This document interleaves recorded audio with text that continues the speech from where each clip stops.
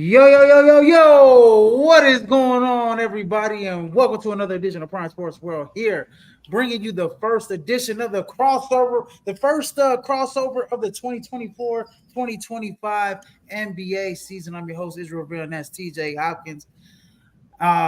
Yes, ladies and gentlemen, very exciting. Before I start the podcast, please share, and subscribe to the podcast on Prime Sports World at Facebook, YouTube, and Twitch. And in case you missed it, you can catch us on all streaming platforms where podcasts can be heard. But TJ, what is going on, man? First episode of the season. We got a lot to cover. Yeah, we got a lot to, but yeah, what's going on? It's, baseball playoffs are they in the thick of things right now, and the Yankees just showed why yes, they're the sir. Yankees.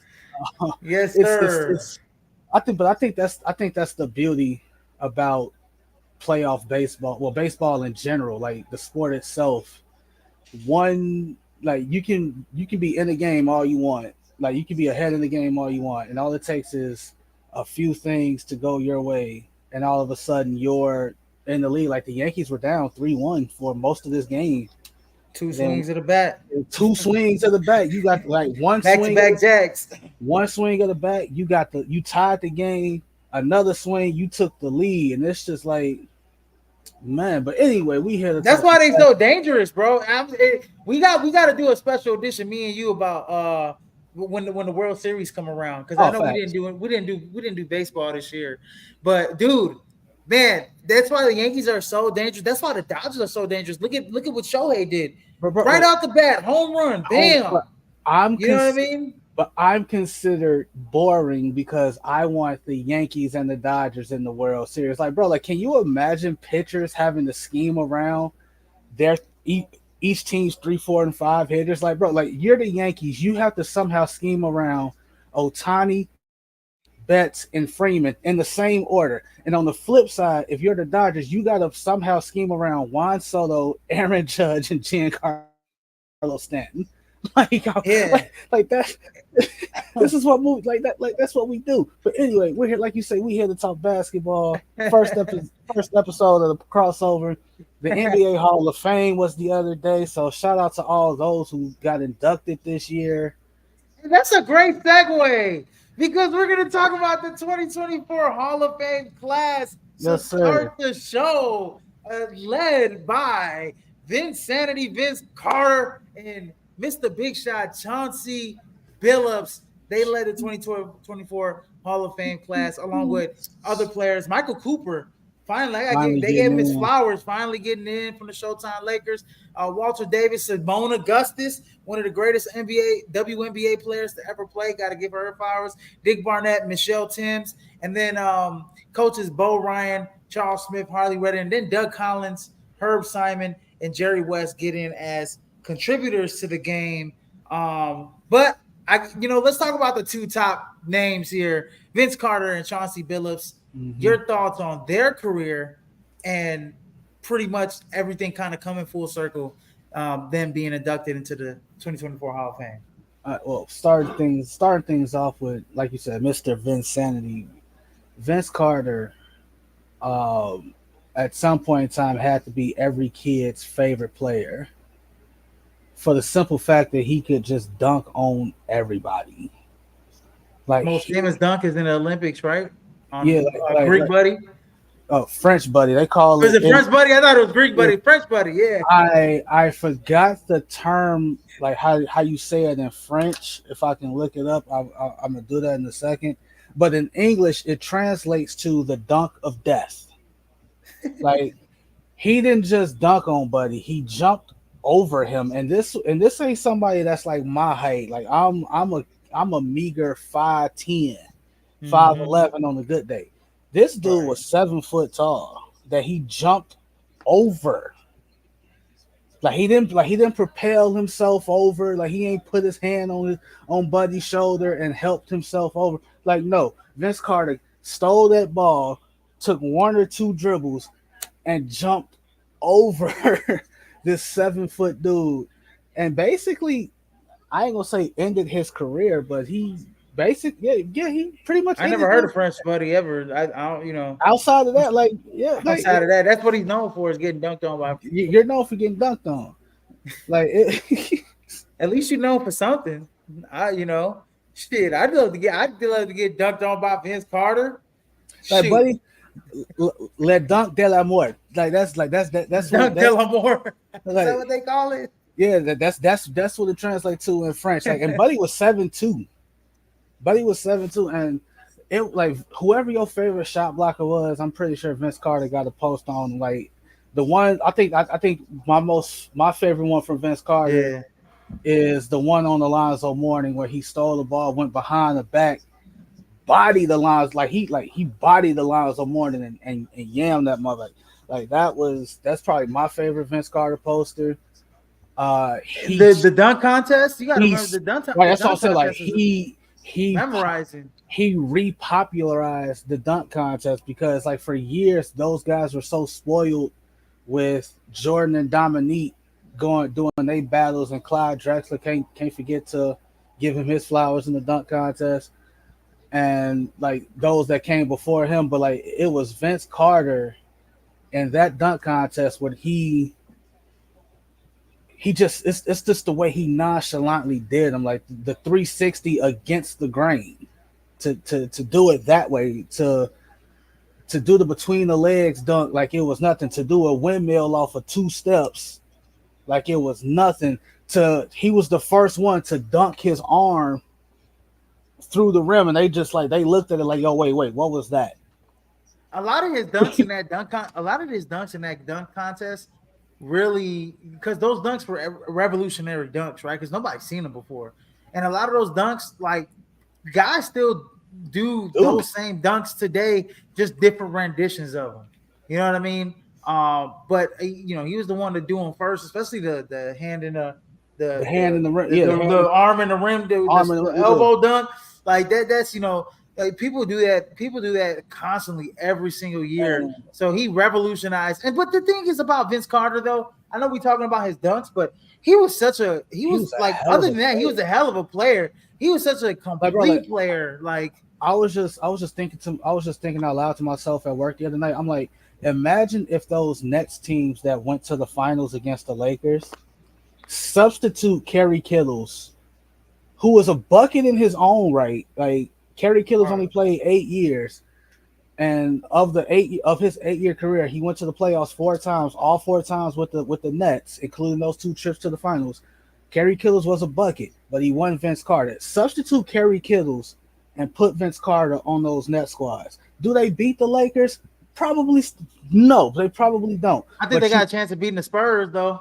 Maybe, but you got somebody that can match Kobe's bucket, right? Like no disrespect to Richard Jefferson, again, no disrespect to Kerry Kittles, but you needed somebody. Hey, if Kobe giving me 30, I need somebody that can at least give me 25, somewhere in there that can make Kobe work. Give me tit for tat.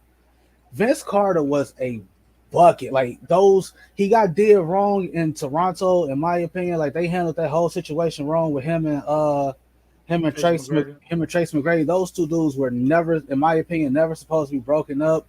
I think T-Mac was the first to go. T-Mac goes to Orlando, then Vince Carter goes to the Nets, and then the Raptors are in basically purgatory till they get Chris Bosh, and they. Time. Yeah, they in basketball hell. About 4. What was it about a couple years? Because Bosh came. Bosh came 2003. That happened all in like 2001 or something. That happened. That happened relatively close together. Like T-Mac gets sent to Orlando. Yeah. T-Mac. I think Carter maybe played maybe a year or 2 with Bosh. I got to look that up. And then he was so good, man. He was so good.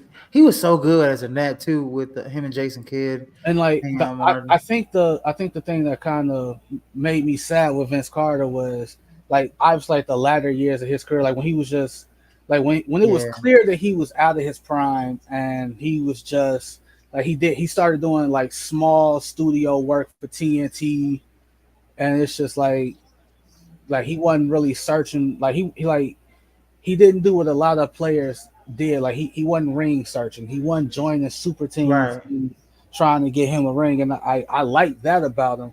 But at the same time, like he was playing the game because he loved the game. But Vince Mm-hmm. Carter is probably the walking definition of, hey man, like he was one of those players. Like I wish he got a ring before he hung him up.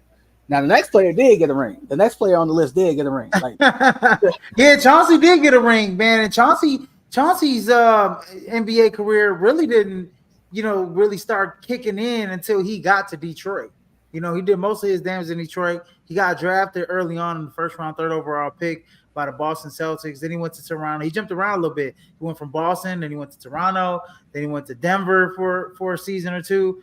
Then he went to Minnesota for a couple seasons, and then when he landed with Detroit, he was that's when he became Mr. Big. He was the Mr. Beast it for was a those perfect Detroit storm. teams that were good. Yeah.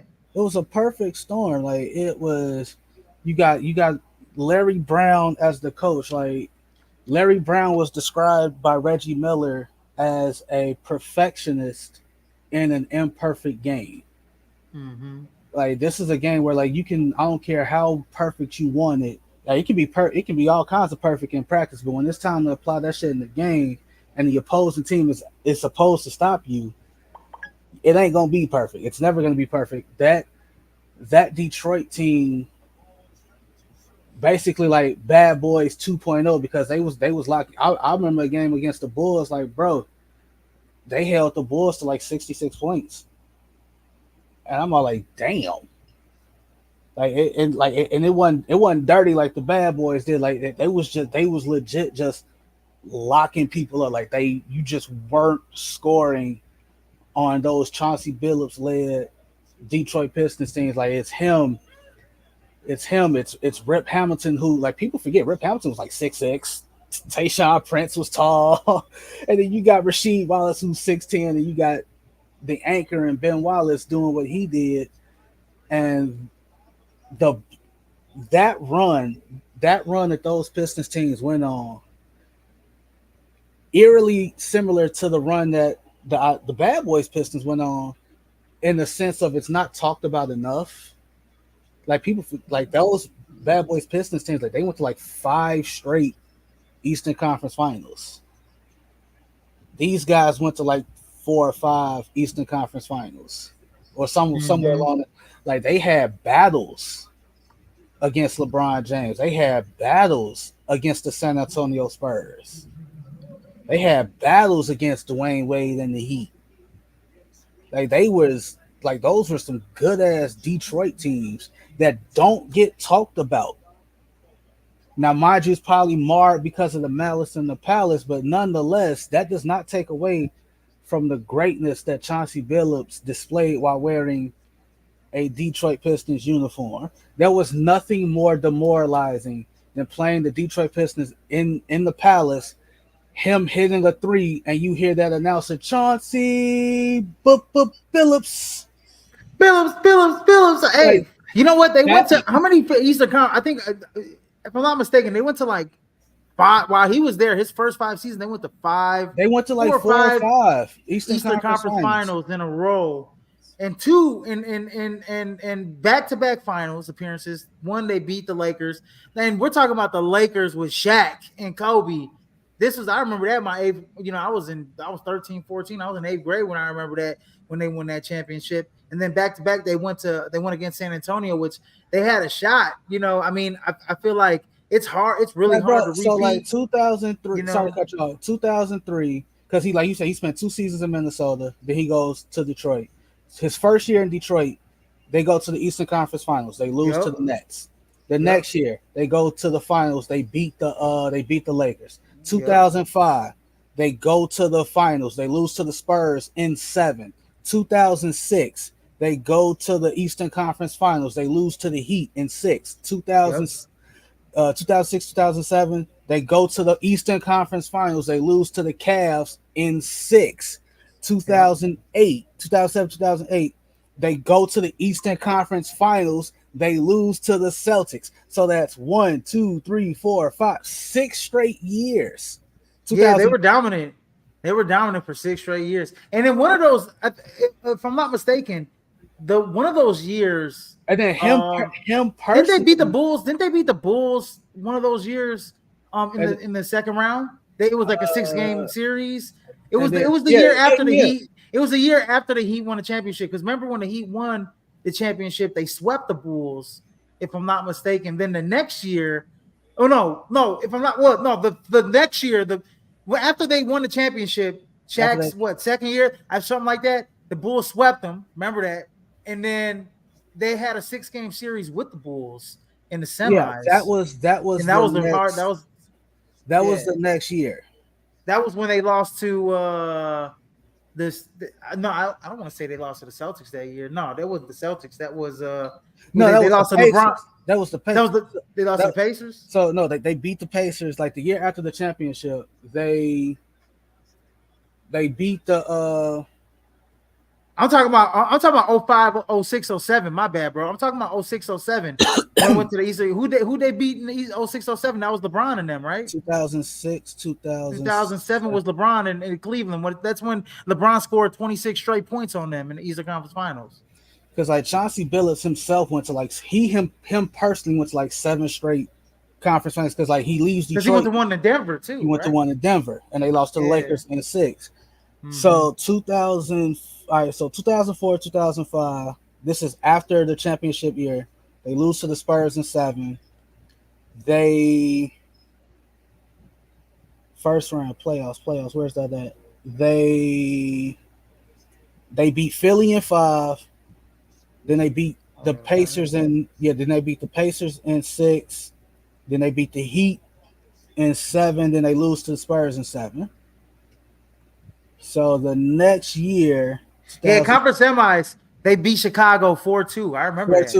It was a 6-game series. Yeah, it was a 6-game series. I remember that because they got up 3-0, and then the Bulls went 2 straight. And then it's like, all right, let's kill this noise and shit over with. Yeah, in Chicago. yeah, that's what I'm saying. And then they went then they won 2 straight against Cleveland. And then LeBron it was LeBron's time. You know, it was LeBron's time to take over, man. Man, Chauncey Billups in my childhood, I want to say my childhood, he was a big part of my like in terms of like when I was a teenager from like 13, 14 up until like I went to like my freshman, sophomore year of college. Chauncey Billups was that guy, in my opinion. And like the thing is, like people don't like he ain't gonna be on your favorite point guard list because like he won flashy. He won flat. Like nothing Chauncey Billups did, quote unquote, stood out, but he played the game the quote unquote the right way. He was the prototypical floor general. Mm-hmm. Like the true extension of like, hey, I'm the coach on the court. Hey, that's the best way to describe Chauncey Billups. Like those Pistons teams were like they were so full of different personalities. Like we saw Rasheed Wallace. Rasheed was loud. Like Rasheed Wallace gonna let you know I'm on. I don't lie. I remember he got bro. Like that's like the funniest technical foul I've ever seen in my life. Like he gets called for a foul. Matter of fact, bro, like they were playing Orlando. They were in Orlando. It was a Sunday. It's a televised game. He gets called for a foul. And he's still barking at the refs now. Like by this point, the refs know who Rasheed Wallace is. They just like, hey, don't pay him no attention. Da da da da. Well, whoever I forgot who. I think Rashard Lewis was shooting the free throw. He missed it, and Rasheed Wallace is walking off to the bench because he gets subbed out. He like that ball don't lie, and that ref said, tech quickly, funniest tech ever. Michael Cooper. Yeah, Michael Cooper was one of the best defensive players of all time. And real talk, truth be told, one of the most underrated high flyers that don't get talked about. Because, like, again, Jordan, like he played in the era where Jordan, Dominique, Clyde were dominating they were the Skywalkers. And then on his own team, people forget Byron Scott had stupid bunnies. Man, the Showtime Lakers got how many guys in the Hall of Fame. I think well, obviously they got Magic, they got Kareem, they got Worthy. I think Norm Nixon is in the Hall of Fame too, if I'm not mistaken. And now Michael Cooper's in the Hall of Fame. Who else? Who else? God, if I miss somebody, uh, You got Pat Riley, Pat Riley as a coach is in the Hall of Fame. Obviously, Jerry Coach, Dr. Jerry Buss is in the Dr. Hall of Jerry Fame. Buss. Yeah, Dr. Jerry Buss is in the hall. At some Um, point, Jeannie Buss will be in the Hall of Fame too. At some point, yeah. Once Uh, she once this, because like there's still dysfunction with the Lakers. Like once that gets cleared up, she'll definitely get in. she'll get in as a contributor because of what Yeah, she yeah, did yeah. with like the Lake with all the Laker girls and all that, and she was a big part of like bringing entertainment to like basketball. Like she Like was it, like a, like yeah, her and her father. You know what I like mean? Like it was her father's vision, but she was the one that brought it to life. executed it. Yeah, Yeah. she was the one that executed. Michael Cooper, he was the I ain't gonna say definition, but like the Showtime Lakers, that run and gun style, like he described it as like, hey, whoever was down the court first got the ball for Magic, and when you add him, and then you add like you said Worthy, and then you add Byron Scott to the mix, it became a track meet. Like they going back and forth, just to see who gonna get the ball on these fast breaks, and to hear him talk about being on this team with like their plethora of personalities. Like Kareem was more reserved. Right. Kareem didn't talk. Kareem didn't talk to the media. He barely talked to his teammates. Jamal Wilkes was like, he was my locker mate for 10 years. And we barely Mhm. talked. Like their lockers were right next to each other. And then you got Magic, this big ass ball of energy, just walk in, smile, cheesing all the damn time. Like, why are you And then you got smiling all the time, bro? Like, come like what on, do you don't you hate that motherfucker that coming to the off the workplace and just always, hey guys, what's going on? We ready to go to work? Man, sit your ass down. I want to go home. Damn, dog. You know what I'm saying, bro? Anyways, hey, like Michael Cooper, 8-time all defense, though. That's why I say, and he won a DPOY in 86, 87. You know what I'm saying? Like, like bro, Michael Cooper was a dog on defense. Don't get talked about enough. I'm glad he don't got his flowers, bro. Getting into like the Hall of Fame. Mike and the Cleveland Guardians just tied the game with 2 outs in the bottom of the ninth. That's Like ridiculous. it's That's 5-5. ridiculous. It's, It's it's five. playoff baseball. It's playoff baseball, basically. And then I think one more name before we go to like Simone Doug. Augustus. Simone August, bruh. Again, all right. So one, I was just talking about this with my coworker the other day, and while it's great that the WNBA is doing what they're doing now, the old, like I ain't gonna say the old guard, because these players that are the players that are like they're still relatively young, like Asia Wilson. I don't even think Asia Wilson's 30 yet. Like I don't She's what, like 25? if she is 30, if she's not 30, she's probably like right there. She's probably like 28, 29. It's like she's No, like I right think there. Asia Wilson gotta be a little younger than that. But anyways, I think she about 24, 25. Gotta Nah, be. nah, G. Asia She's Wilson, 28. She's she's 28. 28. Yeah, She's sorry, 28. She's 28. like Asia Wilson, like 28. Brianna Stewart is Okay. Brianna Stewart still in that same ballpark. Same thing with Sabrina Ionescu. For them to Golly. right, yeah, like for them to Golly. Yesterday. Sabrina, hey, yeah, you brought her up. It just got me yeah, excited.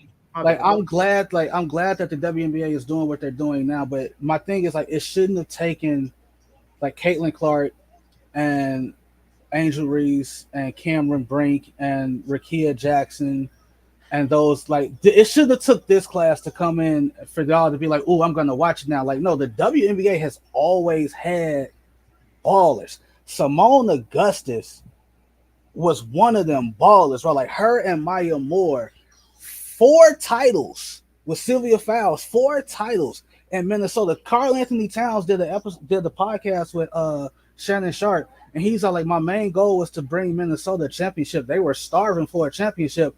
And that goes on social media, and they're like, excuse me, they won 4. They won I gotta 4. say, I gotta say something about the WNBA now, as opposed to like even like when Asia Wilson and them were in college. Like we're talking about like we're at almost the precipice. I don't even want to say we're at the peak yet, but we're at the precipice of almost getting it's even just getting it's gonna get even like greater the NIL. Like we're in that age of the NIL where it's like I don't want to say it's at its peak, but it's damn near there.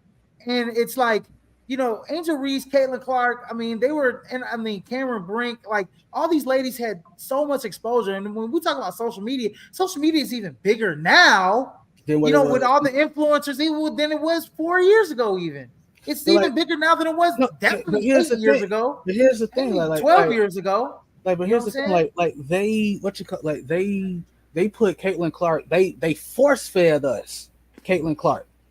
Right? Well, No. well, Like no. Here's the thing. Like Caitlin Clark gets drafted to the Fever, right?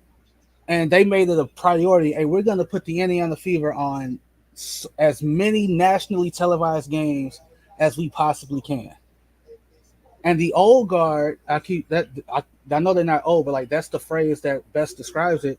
They get called quote unquote haters because they're like, hold the hell on. Like you ain't put Breonna Stewart on as many nationally televised games as you possibly could. You ain't do that for Asia Wilson. Now I'm glad you're doing it now, but what took that, like the question is like what took you so long? Simone Augustus and Maya Moore was hoping in Minnesota. 4 NBA titles for They Simone was they Augustus, was they was like she including was the NBA Finals MVP, she like WNBA all Augustus was MVP. out there hoping, bro. Like some, there should be eyes that like there's the eyes should have been on the WNBA long before now. Simone Augustus is one of those pioneers that should have been like, hey, y'all need to watch us. But people are so adamant. Like I got a coworker right now, is he's so loud, he's so loud and wrong. It's scary, but he won't watch the game.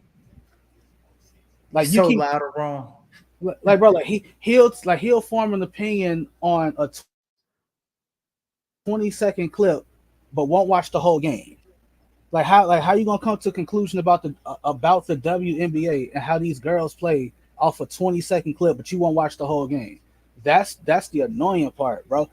And Simone Augustus, I again, I wish that her, Maya Moore, Ionescu before this season, Asia before this season, Stewie before this season. I wish those girls would have gotten the proper spotlight. Like it shouldn't have Diana took, Taurasi. Diana Taurasi definitely getting especially like a her, special. She's definitely getting like a special award. Like Diana Taurasi, Like Sue, Mike, remember when Mike got that special award?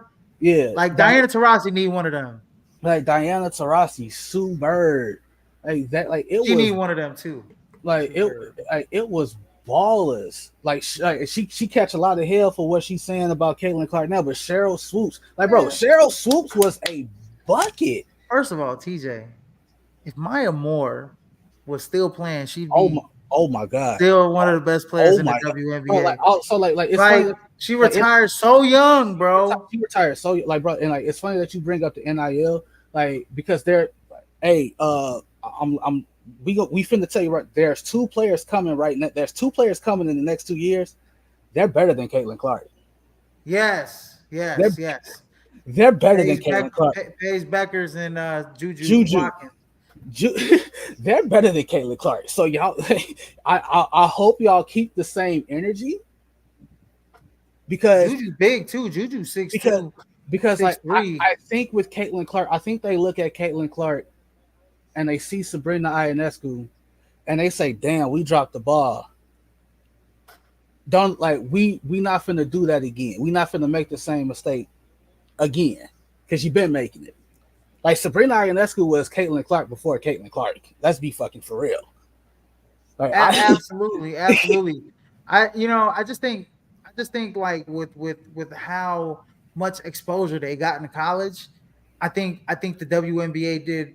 The WNBA could have did a better job, way better. but job. I think they could have did a better job with marketing. They tried to do their best, but I think like basketball, like they could have like.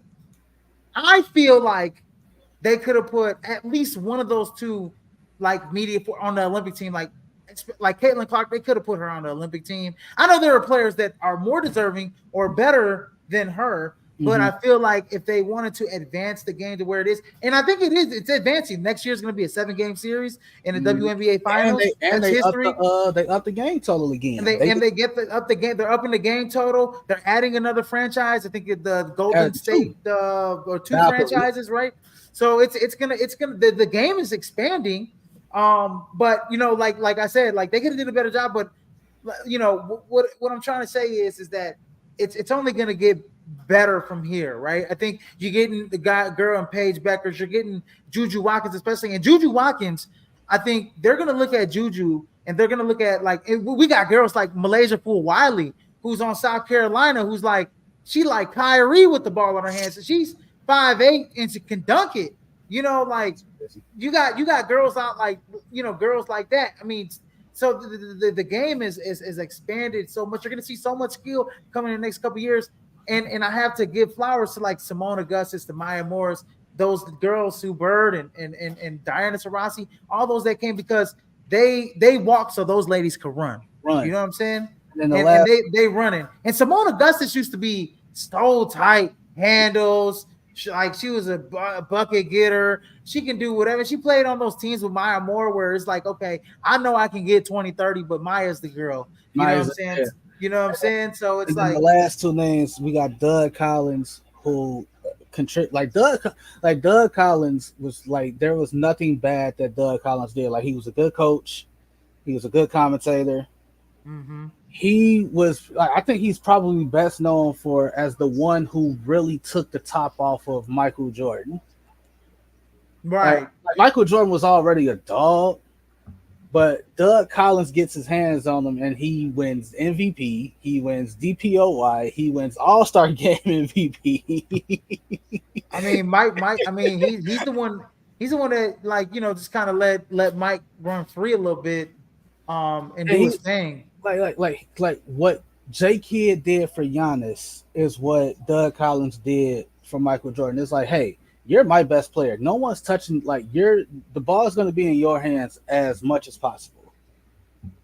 And we're going to go from there. And Doug Collins, in my opinion, he don't get enough love as a coach. He don't get enough love as a commentator. Like Doug Collins was really good at what he did. He was a hell of a commentator. There's like so many years. Like to this day, like there's a video of them walking into the ceremony, the Naismith Hall of Fame ceremony, and him and Jordan crossed paths, and Michael Jordan was he was talking to somebody else, and Michael Jordan just literally just stopped talking to that person, right, and went to Doug Collins because the love and respect he had for Doug Collins just meant that much to him. Like, bro, he was pissed when they made the decision to get rid of Doug Collins. Like, he was not happy with that at all. And Charles Oakley. And well, yeah, that's a different story for a different day. And then of course the late great Jerry West. Yes. I don't think like when we got that notification that Jerry West had passed away, like it's one of those. It's like, how many times he got in the Hall of Fame, TJ? Is this the second time? It's the third time. Third time. I was gonna say this got to be like the third, fourth time.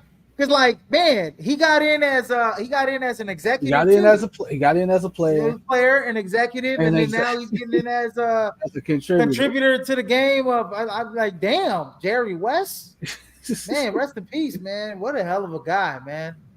And it's like, I dare you. I think there's maybe one GM. I'm talking like across sports, across all sports, across basketball, baseball, football, hockey, whatever. I think there's maybe one GM who could say my resume is better than Jerry West's. And that's probably Theo Epstein. Jerry West is a mad genius. Like across all four sports in North American sports, Jerry West can say, I'm better than every GM that come across football, that come across basketball, baseball, hockey, whatever. Jerry West's resume, strictly as a GM, executive, Jerry West can say, I'm better than all y'all. He built Showtime. He built Memphis. He built Memphis. He orchestrated Pau Gasol to the Lakers. And here's the kicker. Here's the real one. Like he Lob City. Well, that's not the rule. He built Lob City, and here's the real kicker: the Golden State Warriors, as we know them, that's him. He was the man inside. He was the man getting in Bob Myers' ear, like, "Hey, get this guy, get that guy, trade this guy." Like Jerry West, the late great Jerry West, is the reason why like the Golden State Warriors are what they are. Reason why the Lakers are what they are. Like it's Jerry West does not get enough love as a contributor. Like Jerry, like three first, like he get like he. I take that back. He gets his love. You in the Hall of Fame 3 times. That's unheard of. That's a first. That does not happen. Absolutely. No, absolutely. You get in 3 times. I mean, you are definitely, he was already a legend. He's the damn logo Right. already. But you know what I'm saying? You get in 3 times, it's I mean, you're just on a whole nother level. So man, shout out to the 2024 Hall of Fame class. Gotta give him some love. Gotta give him some All the love, man. flowers. Because all the flowers, and then next year is probably even gonna be even better.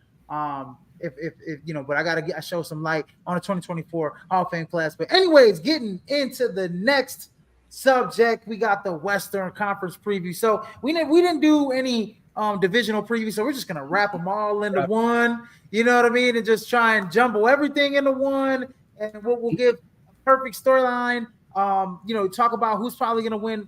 Maybe talk Yes. about some teams in each division. Talk about who we think is going to be the division winners, and then crown a Western Conference champion at the end of it, or a conference champion at the end of it all. But anyways, I'm gonna start with you, PJ. So if you could give a perfect storyline for the Western Conference this season, what would it be for any team? It could be about any team. It could be just about Western Conference as a whole, a player. Like what do you think would be the perfect storyline for the Western Conference this season?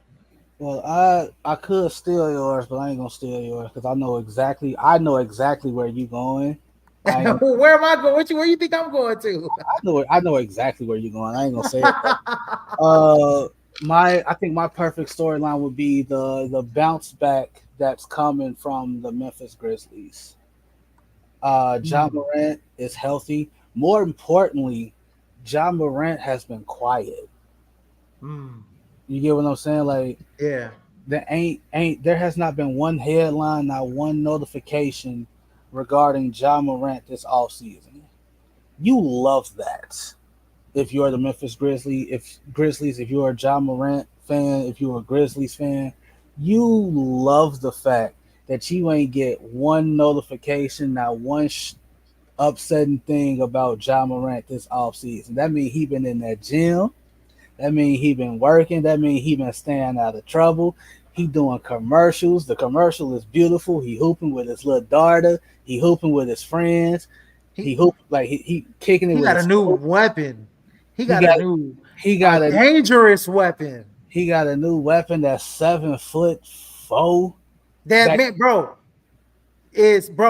I saw him in preseason. Zach Edey is a whole different player than what he whole was at different Purdue, player. bro. Like so He's that been working on his foot move. He's been working on his feet, that bro. He's mean a roller to the basket, like that even better than what he was at Purdue. Like that mean Jaron Jackson can slide four to to the four. four, which is probably his best fit. He's Zach Edey is the shot blocker that Steven Adams wasn't. Let's talk about G. What about man? What about the talent they already had though? And then the GG talent that Jackson. GG Jack, Salty Aldama, like you got dudes that can like go back to their main role now because those guys are healthy. And I fully expect Memphis to I ain't gonna put them in the top four because that's just hard. Like that's just unfair, especially in Yeah. the West, bro. Like that's unfair. Who Like you got top four? What Denver? uh I'm gonna go Denver. Denver. If everybody stays healthy, Phoenix, OKC obviously. OKC for sure. So Minnesota, I got Denver, Phoenix, OKC, Dallas. Dallas. Yeah, I'm gonna go Dallas. And I think to round out the top six, because six make the playoffs. Well, six don't have to worry about the play in. So give me no particular order: Denver, OKC, Dallas, um, Denver, OKC, Dallas, Minnesota,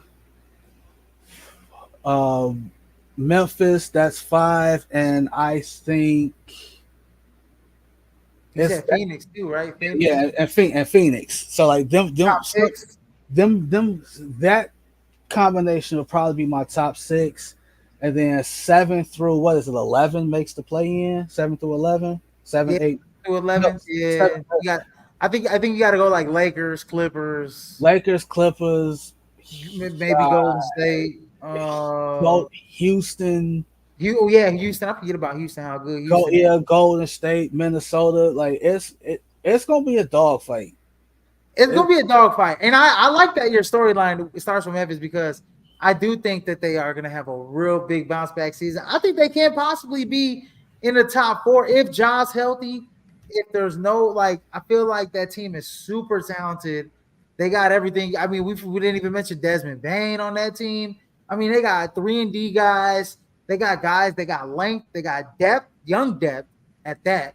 We forgot about even what's his name? Was it Marcus Smart, if I'm not mistaken? Marcus Smart, yeah, he's still Yeah, there. coming off the bench, he's still there. He hasn't gotten traded yet. I thought he would get traded.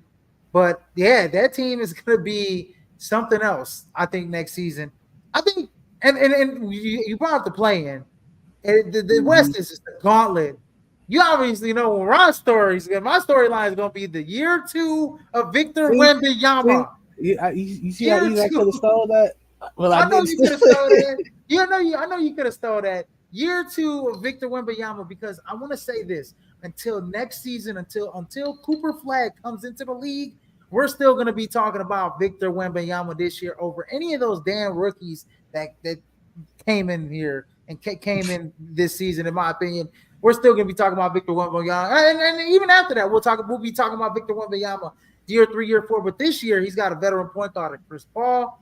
He's got they added Harrison Barnes as well. Mhm. I mean, we saw his performance that he had against Team USA with the French national team in the Olympics. I mean, Mhm. he's gained. Victor Wembanyama's look like he's gained, even though he looks still skinny. He's gained a lot of muscle. He's gained. They say he's gained about 20, 25 pounds of muscle on him, and his frame kind of looks like it a little bit. He's It looking like a do, taller Giannis in a way, it like do, split, like but yeah. like I said, like I said, because of his frame, like he'll, because like KD's the same way. Kate, like people fail to understand. Kevin Durant's like 240. He don't Yeah, look it. He he don't is. look, but Kevin Durant's 240 pounds. Yeah, Like he is. He is. so, He's like definitely. it, and like I don't want to burst your bubble. Because I ain't gonna do that. Like you have every right to be excited for the Spurs because the big notion, the big no, like the big problem that we saw with the Spurs last year, outside of no one not named Wemby contributing on a consistent basis, was how do you not feed the 7'5" guy the ball? Like Point guard. Yeah. there were so many plays of Wemby rolling to the basket with his hand up, faking the dunk because I'm this wide open. And also, I'm 7'5". What the hey, if they not blocking the shot, guess what they got to do? They got to foul me. But my and the excitement of Chris Paul joining a player like Wemby is like, again, it's beautiful, but at the same time, how many games you gonna have Chris Paul?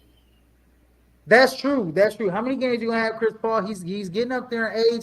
The one thing I do like about the acquisition is because is one thing is that like Stephon Castle, right? They drafted a guy in Stephon Castle who eventually wants to be a point guard, right? He wants to be like a true point, and he's gonna get to learn as a 6'5". He's gonna get to learn. I don't think he will be TJ, but he's got those skills, and for him and Trey Jones. Trey Jones to learn under Chris Paul. A lot of those guys to learn under Chris Paul, they're going to learn how to be true veterans. It's going to be good for Jeremy Shojan. It's gonna be good for everybody. I mean, let's not, Keldon Johnson. I think this team has a shot, an opportunity to make a play, Make the plan 7 through 11. They have a shot. Top six, I don't know. I I gotta don't see the know. first quarter of the season, first half of the season. So like my thing, I do think that Wemby is in line to win DPOY. my thing with If and they do. I'm glad you brought that up because like my thing with it's like that was like the big thing with Wemby last year. Oh, Wemby robbed. Blah, blah. Like, bro, the Spurs won 20 games last year. Like this notion of like it's almost like they wanted to skip over everything else when it came to like what goes into winning an award and just because he's doing this and the Spurs are this with him on it versus with him off it. That I like no, bro. Like at the end of the day, it still has to equate to winning. Like the Spurs weren't winning with him on the court; they weren't winning with him off the court. It has to equate to winning. I would have had no problem with Wemby winning DPOY and Rookie of the Year if the Spurs won 45 to 50 games and they were a play-in team. But y'all was trying to give the award to a dude that was on the team that won 22 games and they were eliminated by Christmas. Like I'm not doing that, bro.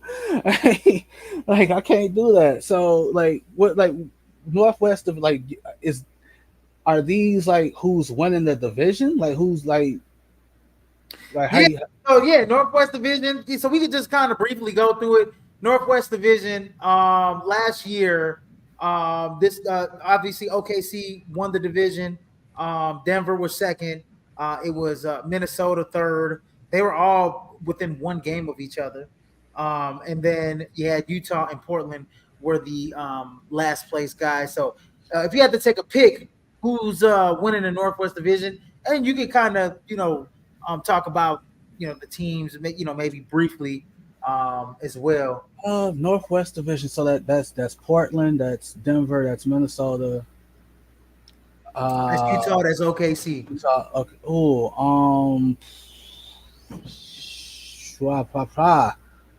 I think I'm gonna go Denver.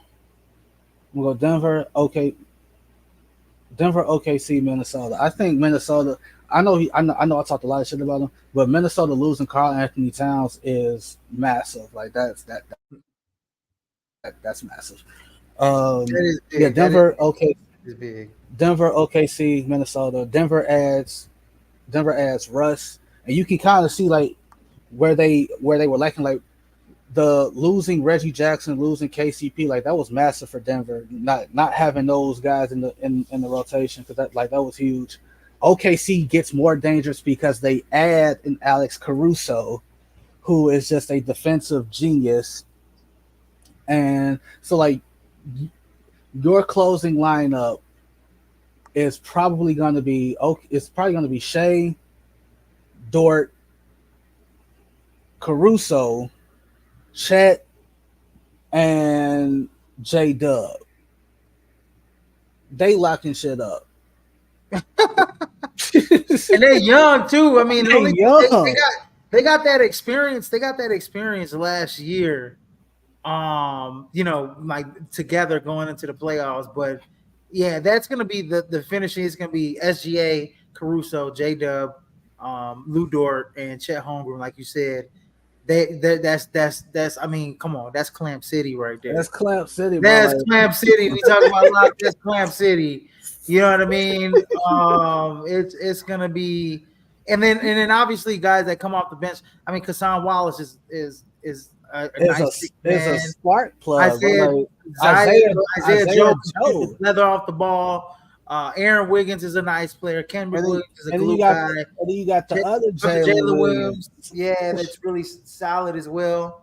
So yeah, that team's gonna be a hard team to beat. They're gonna. I mean, SGA is gonna score 30, and then I think it's the evolution of J Dub too, right? Is what's most. And then when you look at Minnesota, you got Conley, Anthony Edwards, Jaden McDaniels, Julius Randle, who and I think that in a way, getting Julius Randle, he's a true forward. Carl Anthony Towns was a 5 trying to play Oh 4. yeah, I mean, he had the skills to play 4, but I think you get a true 4 in Julius Randle, a big bulldozer type of guy. He can shoot the free like throw. It's it's just all about health with him. And it's then with those guys, you and got Nas Reed off the yeah. bench, So Big like Rob Dillingham. that's the thing. Like you got Nas Reed who can do everything Karl Anthony Towns can do, but cheaper, and you can put Nas Reed on the block. Like it was a bad look for Karl Anthony Towns in that Western Conference Finals. Watching him trying to post, like watching him get mismatches in the post, watching you post up a Derrick Jones Jr. and you shooting a fadeaway. Like, bro, what are you doing? And then on the flip side, you get a Kyrie Irving who you got a whole foot over. Kyrie Irving has a better post game than you, bro. You're 7 foot tall. Mm-hmm. That's a terrible look. That Kyrie can get the ball on the block against any of your primary defenders. Like again, Kyrie Irving ain't number like 6'3" on a good day. For him to get the ball on the block against like a Jaden McDaniels who's 6'11", by the way, long as hell, and posting them up and was winning. That's a bad look. And I said it like you weren't here, but like when me and David broke that down, when they got Rudy Gobert, when they initially traded those 5 first-round picks for Rudy Gobert, and David asked me, "Will it work?" I'm like, "Man, that shit better work," and It didn't work. It didn't work. It didn't work. It didn't work because I think at times they both of them were out of position at times, and I think both needed to understand their true role on the team. Karl Anthony Towns was just hanging out on the perimeter way too much. Too much. When he actually should be in the post where Rudy Gobert is, and he can't be in the post because Rudy Gobert's in the post. So you bring an extra edge, so it just didn't work. So like you get a guy in Julius Randle where I think it is going to work out. Who has a post, and he's like you were working with two 7-footers without a post game between the two of them, and that's fucking sad. That's awful. And then when we look at Denver, you got Jamal Murray. It's probably this is going to be their starting lineup. Jamal Murray, Christian Braun, Michael Porter Jr., Aaron Gordon. Because remember, KCP is gone now. Damn, where the hell did KCP go, TJ? Can't remember. KCP went to, hold on, give me a second. KCP. He's in Orlando. Oh, that's right. Oh, can we like? Oh, that's nice. He's in Orlando now. Well, and it's crazy. I didn't even look it up. I just thought about it right on top of my head. And you got Aaron Gordon, Nikola Jokic, and then off the bench, Russ, Julian Strawther, Peyton Watson, who was excellent. Connor Gillespie, who I think he on the Dario Saric, Zeke Naji. You know what I'm saying? And so Denver is. I think that like that they fell victim to it like a lot earlier than people like anticipated, because like when usually like when teams win the championship they get poached, right? Mm-hmm. Like those like they lose key role players and all that other good stuff. Like people thought Denver was gonna be in they thought they was gonna have that collection of players for a good while, and I think they'll still be all right. I think as long as they have their big four, as long as they have obviously the man in the middle, because it starts and ends with him. As long as you got that perennial MVP in Jokic, you got Jamal Murray, you got MPJ, and you got Aaron Gordon, you're gonna be fine. And even though I think Christian Braun is gonna start, I don't think he'll finish games. I think Jamal Murray and Russell Westbrook with Michael Porter Jr., Aaron Gordon, and Nikola Jokic will finish games. Oh yeah, at the end, because the thing is with Russ, when you insert him with Jamal Murray, they can play off of each other. Bro, I don't necessarily need the ball, and Jamal Murray don't necessarily need the ball to be effective. I saw a highlight with Jokic and Russ. Russ set like it was a pick and roll with Jokic and Russ. Russ was setting the pick. Russ set the pick and rolled to the basket for the lob, bro. Like what are we doing? I mean, you got 40 centers out here. Like just do, and then since we're talking about like rookies, like Peyton Watson had a nice rookie year, Christian Braun the year before, and then they added a guy in Trey Alexander, who I love, that Creighton, who I think can actually make a difference. Who actually can get some tick or some run. He's got a good skill set. I think coming off their bench, I like Denver. That's going to be a great division. Yeah. And I guess moving forward to the Pacific Division, you got the Clippers. Clippers were number one. They're in first place. They won that division last year. The Suns were second place at 49 and 33. Then it was the Mhm. Lakers at third place, 47 and 35. They made the play in. Then the Sacramento Kings. All these teams, all five teams in the Pacific Division made the playoffs. Yeah. Because Sacramento made the play in, Golden State made the play in. So I guess my It thing, was a down season for Sacramento. yeah, it For, was, it for was. them and it was disappointing. Like for them to go in the playoffs like they did the year before, had that great series against the Warriors, and you saw where they were. You saw where they, excuse me, were lacking. And you go into this season, Sacramento gonna be good next year all right, or this year. My bad. and then you go into this season, like last season, and then you like miss it all together. Like you make the play in, but then you lose to New Orleans in the play in. That was disappointing. And then you add a guy in DeMar DeRozan who is probably exactly what you need because while you had Harrison Barnes, DeMar DeRozan's he's the vet where you could like in the huddle calm everybody down and say, "Hey, shut up, give me the ball, get out the way." DeMar DeRozan can go get you that bucket that Harrison Barnes couldn't go get you. Get what I'm saying? Like that, you can run offense for and through DeMar DeRozan, and you be fine. I think in the Pacific, I think it's gonna go again if they stay healthy. Phoenix is gonna be tough to beat. You got three guys that can go get you 90. Like at the drop of a hat, you can go. You got three dudes that can combine for 90 points. Yeah, but it's just like okay. So with Phoenix, to me though, I think it's just defensively for Phoenix. I just don't think like defensively they're there. I mean, they're gonna run this team back, the same team they ran back last season. The only thing that I will say is Tyus Jones is interesting.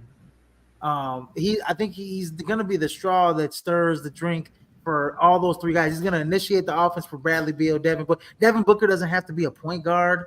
He doesn't have to have the ball in his hands no more. You got a pure point guard now in your lineup. Grayson Allen, as much as I think he's such a tough defender. I think he's a combo guy, right? He's not like your true point guard like Tyus Jones is. So I think Tyus Jones and those three guys are gonna We was initiate the talking about offense that. faster. We complained about that all season last. Like we complained about that all year last year.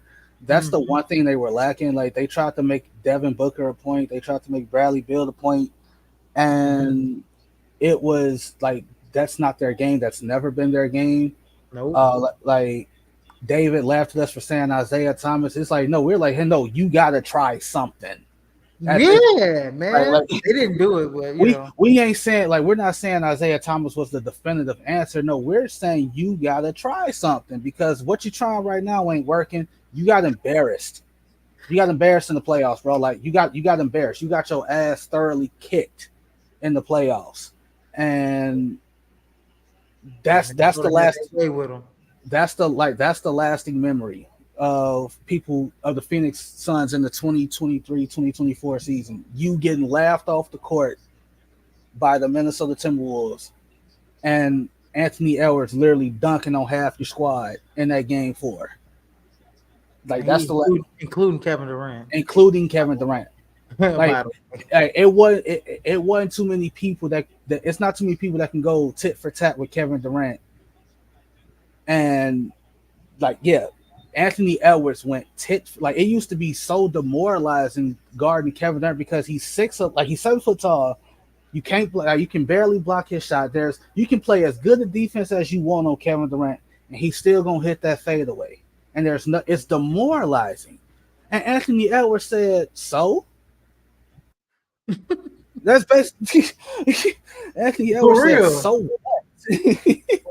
For real. No, that's real. And then obviously, we got the last two teams we can talk about. Golly, man, I can't believe DeMar DeRozan's on the Sacramento Kings, man. They're gonna be so good next year, I think. Anyway, the last two teams, you got the Lakers and the Golden State Warriors. I guess my question is, the, can Golden State muster up? I know they got Buddy Hield on their team, and obviously we know the storyline for the Lakers, right?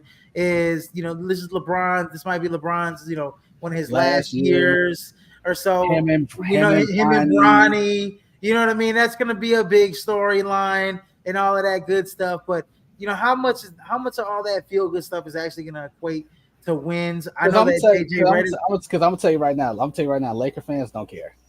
I know, and so I know, and we know, and look, JJ Redick was handpicked. You got rid of Darvin Ham. JJ Redick was handpicked by we already know who, and LeBron James. We're gonna see how that works out. But I mean, you were looking at, and JJ Redick, said that he was gonna go with the starting lineup that won the most games last year, which was D'Lo, Austin Reeves, LeBron James, Rui, and Anthony Davis, and rightfully so. I think all those guys especially like all those guys, especially LeBron, obviously can handle the ball, can create their own shot. Rui can even, he's a guy that's a guy that can, make threes and run floor to floor. And then off the bench, you got, the running back. I mean, it's going to be interesting to see, how Bronny I fits think in with all of the this. But I think with the Lakers, like again, and like you got Jackson Hayes, you bringing him off the bench. drafted Dalton Connect, who I love. Right, you drafted Dalton. I think that was a steal to get him at what 17. Yeah. Yep, they got him at 17. 17. Older college player, mature college player. Mm-hmm. I think that if I'm the Lakers, I need a true big. Like I need Jared Allen. I need Dwight Howard. I need not. While he can still probably play, yeah, but for them to do what they need, for them to do what they want to do, I need Jared Allen. I need Mark Williams in Charlotte. I need Jalen Duren from Detroit. Grown ass man down there. Grown ass man. I need somebody that will allow AD to slide back into his natural spot at the 4, because it's been established that he does not like playing the 5. Like Anthony Davis hates playing the 5. He only does it because he has to. Shit, I need Andre Drummond. They should have got him. I need an Andre Drummond. I need somebody like that on to be in that starting 5 spot. And because that's real, truth be told, like if I'm the Lakers, I'm only concerned about one team. I'm only concerned about one team, and that's Denver. That's the only team that people said last year that you weren't going to be. Like, if you were matched up against any other team in the playoffs, if you're matched up against OKC, you probably beat them. If you matched up against Minnesota, you probably maybe beat them. But you were not, like, for some reason, Denver has your number. You've beaten Denver one time in the last 2 years. Yeah. Outside of the bubble, and in between the two series. I'm like, that series last season was like, you had the Jamal Murray game winner, you had the Nikola Jokic game winner. Like, bro, like, you know what I mean? It was just like what? Because I think about up hella leads. So you get swept the year before. You get swept the year before, and then you've been one game this year. You beat them. You've won one game against the Denver Nuggets in the playoffs in the last 2 years. Like, that it is what it is. In the Southwest Division, I mean, that's Dallas's to lose. Yeah, so you got Dallas was the winner of the Southwest Division last year. You got New Orleans, Houston, Memphis, and then San Antonio. With Houston, Memphis, and San Antonio being 3rd, 4th, and 5th and missing the playoff season. But yeah, you're right. I think it is Dallas's to lose. I mean, when you look at their depth chart, I mean they're obviously Luka, obviously Kyrie Irving, Klay Thompson, adding Klay Thompson, and then you got PJ Washington, Daniel Gafford. I want to say Derek Lively's probably going to start at center, not Daniel Gafford. You had Spencer Dinwiddie because he came over. He was on the Lakers last season. He was on Brooklyn and the Lakers last season. So you give Spencer Dinwiddie coming off the bench, Quentin Grimes coming off the bench for that team. You know, They still you still got young guys in Jaden Hardy. you still You got still got they Maxi right, Kleber, still got they Dwight Powell. yeah, still got they sharpshooters. Like it's Dante Exum was a hell of a player, for them last season. and Western Conference champ, like this the hard one, bro. Like I don't know. Like that's my answer. I don't know. I don't know who wins. I I can't pick one. I can't pick one. It's gonna be easier to pick a team in the East than it is to pick a team in the West. I can't pick nobody right now. I gotta see the. If I, I'll go. I'll go. I gotta see in the first quarter of the season who's But the who first and what's 25 games, first 25 games of the season to like kind of get a grasp of like because some of these there's some new moving parts, new players on some of these Western Conference teams. But if I'm gonna go with a team that I really think can make the NBA Finals and win the Western Conference Finals, I think it's gonna be OKC.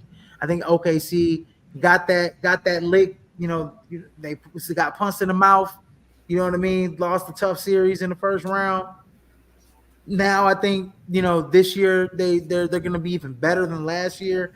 Adding a guy with Alex Caruso who's got championship pedigree. You got your superstar. You got a budding superstar in J Dub already. You got a defensive player of the year candidate in Chet Holmgren, who's mm-hmm. only going to get better. So I think I got to go OKC because they're young, they're deep. They everybody plays like everybody fits in that puzzle. And I think Minnesota's gonna be. I think Minnesota, had their little run last year, but I think once OKC puts it together, all together, which I think they're gonna do it this year. They did it last year, but once that playoff experience, I think they won the Western Conference Finals this year. That's my pick. I mean that's fair. That's fair. I That's my pick. But I get you why you can't pick I the can't West pick because nobody right now. it's we already know what the East is gonna look like. Anyways, perfect storyline for the Eastern Conference final. Eastern Conference. Go ahead, TJ. What's the perfect storyline for you? Perfect story in us. All right, so it starts with the champs. Like, hey, can you repeat? That is. I think that's the main storyline right there. Is Yeah, the that's Boston Celtics. like can you repeat?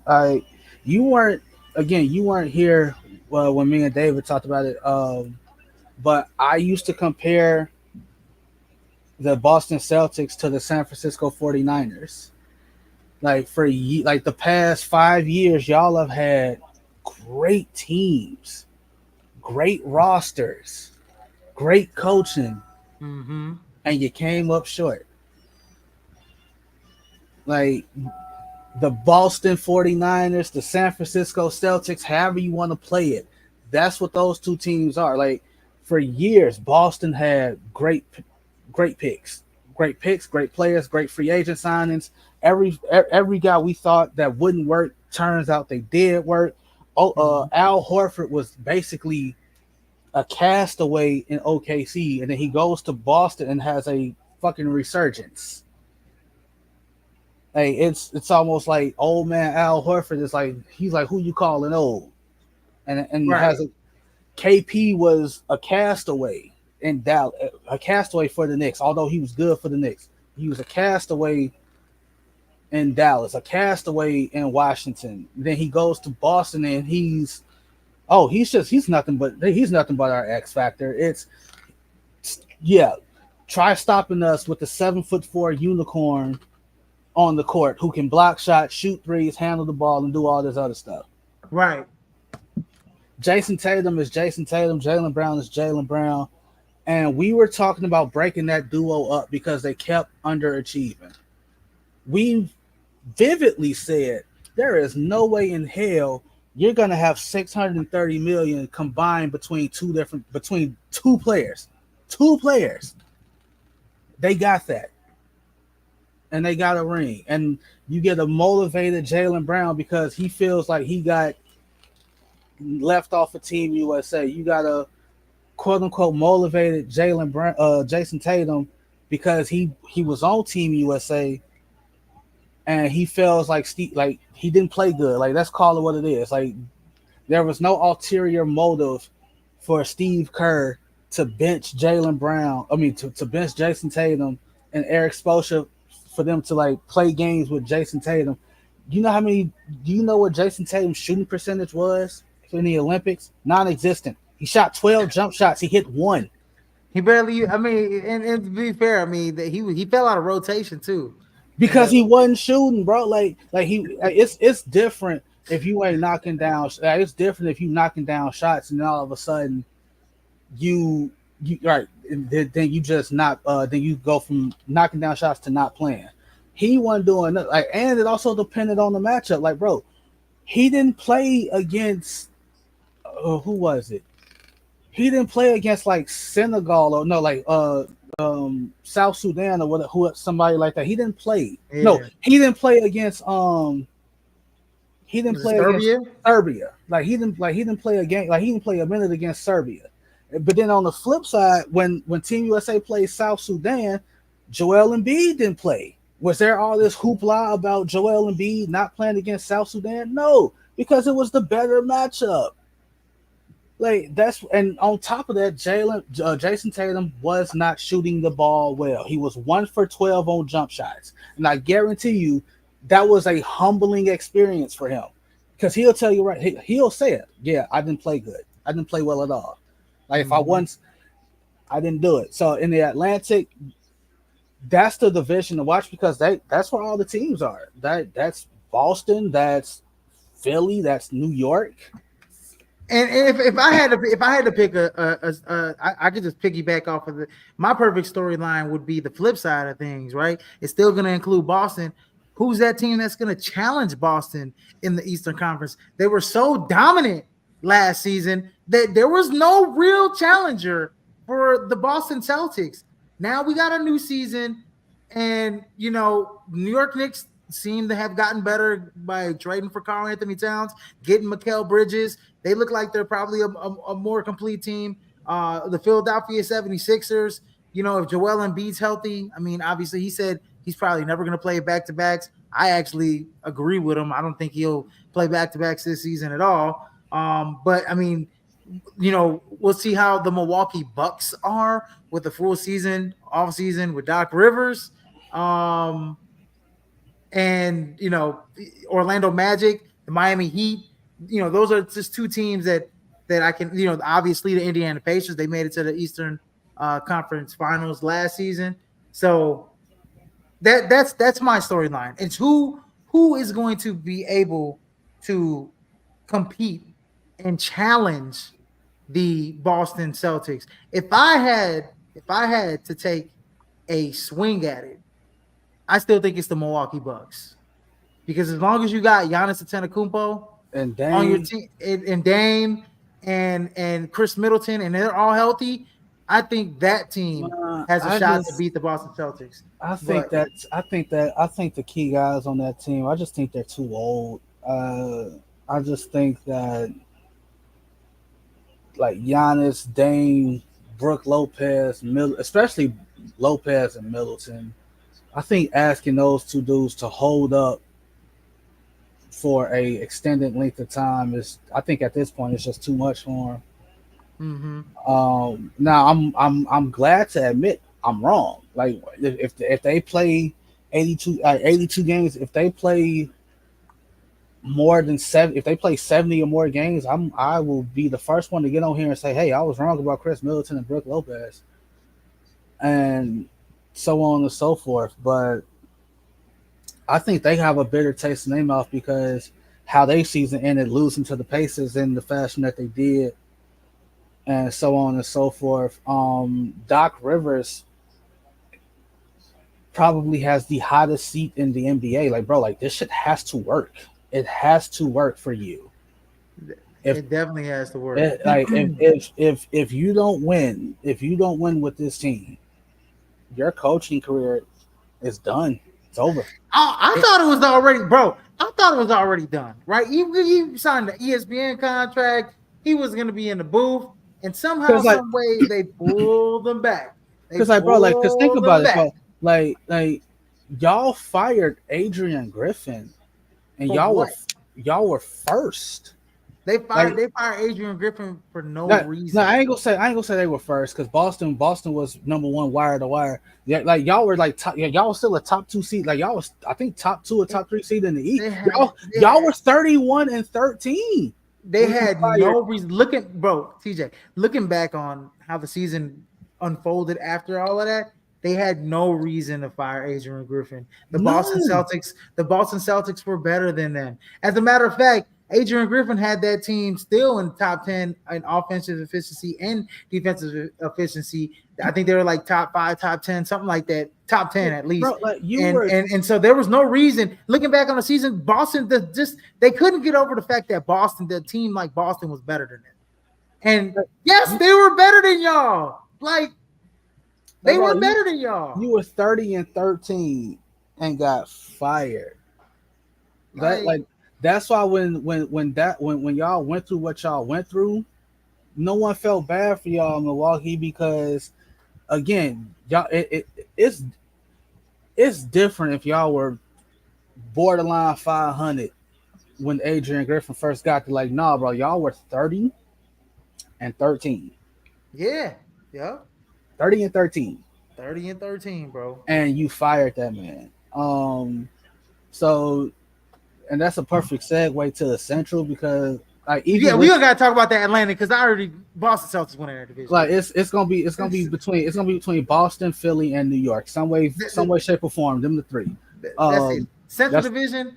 Can we talk about Lonzo Ball last night though? yeah, it was beautiful. Welcome It back. was beautiful. Welcome back, Lonzo. Welcome back. Welcome back. Welcome back. Welcome back. I think though, speaking of the Bulls, I think I think they're taking their copy out of the Indiana Pacers playbook.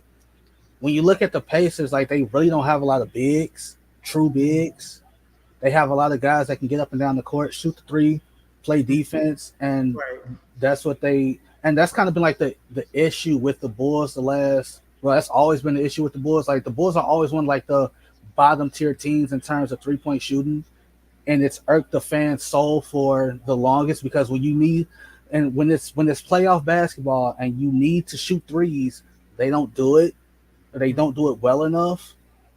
So with the Central, I'm actually going like I understand Milwaukee is Milwaukee. I'm expecting more out of Indiana, especially with a full season with Halliburton and Siakam. Yes, Scott Siakam. Yeah.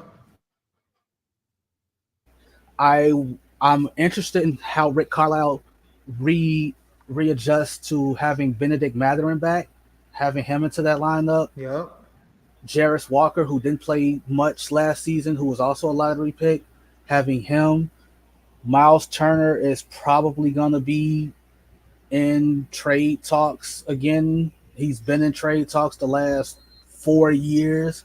Nothing's happened yet. I'm yet. Um, They got James Wiseman too. right, and you got a James James, you Wiseman. got James Wiseman.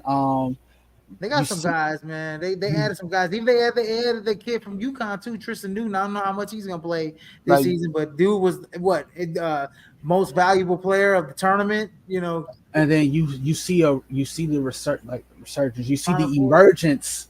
You see the emergence of a Andrew Nembhard, a Oh yeah, like who a TJ McConnell who's a constant pest.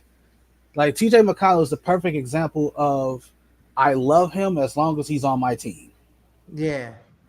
He just fits in with them perfectly coming off the bench. Yeah, I mean, and honestly, we can look at we talked about the Bulls a little bit. You know, I don't really expect, it's whatever with the Bulls. But then we look at Cleveland. Um, it's kind of whatever with them too, in my opinion. I kind of It like think that is. they're not going it. I don't think they're going anywhere. I think they're third place in this division, in my opinion. I don't, I honestly would think I think that this whole Darius Garland and Donovan Mitchell thing just I think you can get something for Donovan Mitchell, like get a crazy package for Donovan Mitchell right now, if you can. I think you should do it because I don't think that team's gonna go anywhere, in my opinion. I feel like you got to rebuild. You got to try and get some first round picks. You got to try to suck, in my opinion. I think if they could suck, try and get back in that first round. You know what I'm saying for Donovan Mitchell, Because and you can possibly get Cooper Flag and or one of them dudes in the no, top four. hey, man, One of them man, dudes in the top and four, top five, bro. if Like I'm if you can get one of if them dudes in the top four, I'm top five next year, you're good, bro. if I'm the Like Chicago Bulls, and Cooper Flag doesn't get on my team, I'm firing somebody. Um, no, I'm serious. No, like, no, for real. Like them and like Cleveland and Chicago. Like we should be trading Zach LaVine by the trade deadline. by Like yeah, we should hundred be trading percent, him. 100%. We should be trading him. But like no, if I'm Cleveland, and this is where it's disappointing with Cleveland, outside of the Evan Mobley thing, because that's for whatever reason is not being talked like that. That was weird. How that was like he was injured. They wanted him to take a basically a cortisone shot so he could play. Evan Mobley said, "No, I'm not taking the shot," and that was kind of like that's where that situation went. Like they were mad at him for not taking the shot. He was mad at them for even suggesting that he take the shot. Like he didn't feel comfortable taking the shot. He didn't want to take the shot. Like plain and simple. But you have three guys in Karis LeVert, Darius Garland, and of course Donovan Mitchell walking buckets, and it hasn't amounted to much of anything. Yeah, you've made the playoffs. I don't think you've made it past the first round. I don't think you've made it past the first round. Like you lost one year, you lost to the Knicks. This year, who did you lose to this year? You lost to Boston. Mm-hmm. Yep. And it's at this point it gets to a point of what are we doing? They don't know what like that team. That team is just like it's. I'm better as a Cleveland Cavalier fan. It's just as frustrating to watch as a No, Bulls because fan. like Like you don't the know, year like what are they doing? Yeah, you're like right. the year prior, I thought they hit on something because they did something that was so out of the box.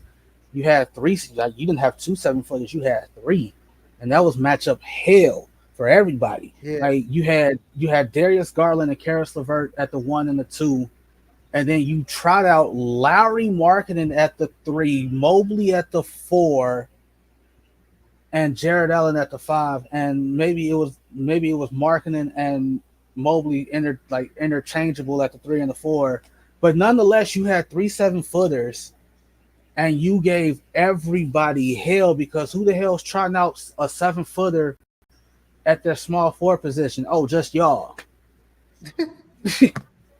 And that should have I feel like that should have been they should have kept that together.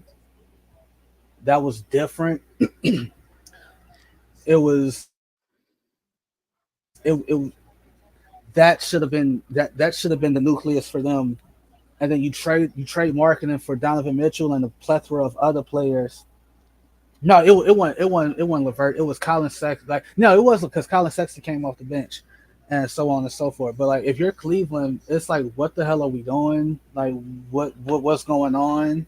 we know Colin Sexton was playing like a man possessed with fire on his head for Utah last season. He was playing a hell. I mean, that's another team. What we talked about the Western Conference already, but Utah is another team that's interesting. I like the nucleus that's starting to evolve there in Utah.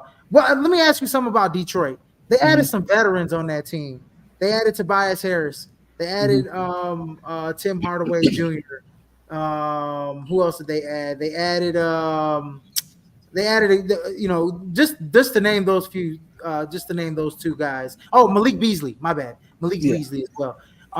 Do you think that take they kind of compete to maybe get that? I don't want to say like they're going to be like top 8, but do you think they can compete to possibly get into the play in by just adding Uh, some veterans on that team? Asar Thompson's going to be better. Jaden Ivey, Kate Cunningham, we know Jalen Duren. It's TBD. I mean, if he's getting traded, but he's a young bull, double machine. You got Ron Holland as well, still there. You got Ron Holland there as well, your young guy as well.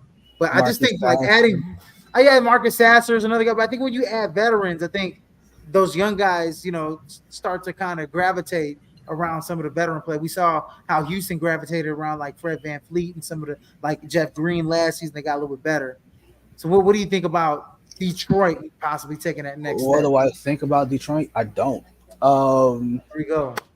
I had to ask the question because they're in the no, no, division. and no, it's a legitimate question, but if you didn't take the necessary steps and growth when it was just a young core, and like that's the disappointing thing with Detroit. Like you look at Houston with their young guys, Jalen Green, the other Thompson twin, Shingun. Who am I missing? You still got Jabari Smith. There we Jabari. go. Like Jabari Smith, and even if they didn't add Fred Van Fleet and what's his name, Dylan Brooks, Dylan Brooks. Yep. I still He's a think that. castaway. All right, Castaway, I right? still think Houston is where they ended up. Um, Detroit was eliminated from playoff contention again by Damn near the All-Star break. by Christmas. they they lost how many games in a row? Like 26 in a row, something like that. 20, What was it? like it got to like, and what's his name? Kyle Kuzma jokingly, because the Wizards were awful too, was like, at this point, you don't want to be the team You to want to be lose. that team. You didn't want to be that team to lose to the Pistons to end their losing streak. And I think it's hilarious that Washington. I think Washington was Lost. the team that ended the They losing lost. streak. Yes, they did. Yes, they did. Yes, they did. That's a great segue going into the Southeast Division that Washington plays into. I think the storyline here in the Southeast Division is the health of Jimmy Butler in Miami, right? Because if Yeah, Jimmy well, yeah, Butler's healthy, I think they're winning this division. and Despite Orlando being even better. my condolences to Jimmy Butler, because you find out that he lost his dad this past Yeah. season, and that was beautifully kept under wraps by the Miami Heat. Like that's one thing that the Miami Heat do well. Like First-class organization, man. like their professionalism is top tier. Pittsburgh Steelers-esque. Very. And that being said, I'm sick of the Miami Heat. I don't give a damn what they do. I'm tired of Jimmy Butler playing 40 games and Miami basically lollygagging their way through the regular season, and then they get in the play-in spot, and then they win the 2 play-in games, and then they inevitably run into somebody who's just better than them, and then they lose, and all of a sudden here come all the Heat fans complaining about it. Like, no, complain sooner. Complain that there were 4 top-tier names and that you could have traded for in the last 3 years, and you got none of them. You couldn't get Kevin Durant, you couldn't get James Harden, you couldn't get Bradley Beal, you couldn't get Damian Lillard. 4 guys. They didn't want to trade. They didn't want to get rid of Tyler Hero, I think. Fuck Right? Tyler Hero. Excuse my language, but if I got like, I mean that in the most respectful way possible, bro. Like if I have a chance to get Kevin Durant, Bradley Beal, Damian Lillard, or James Harden, and you're asking for Tyler Hero, hey Tyler, thank you. It was nice. You're going here because I want that guy.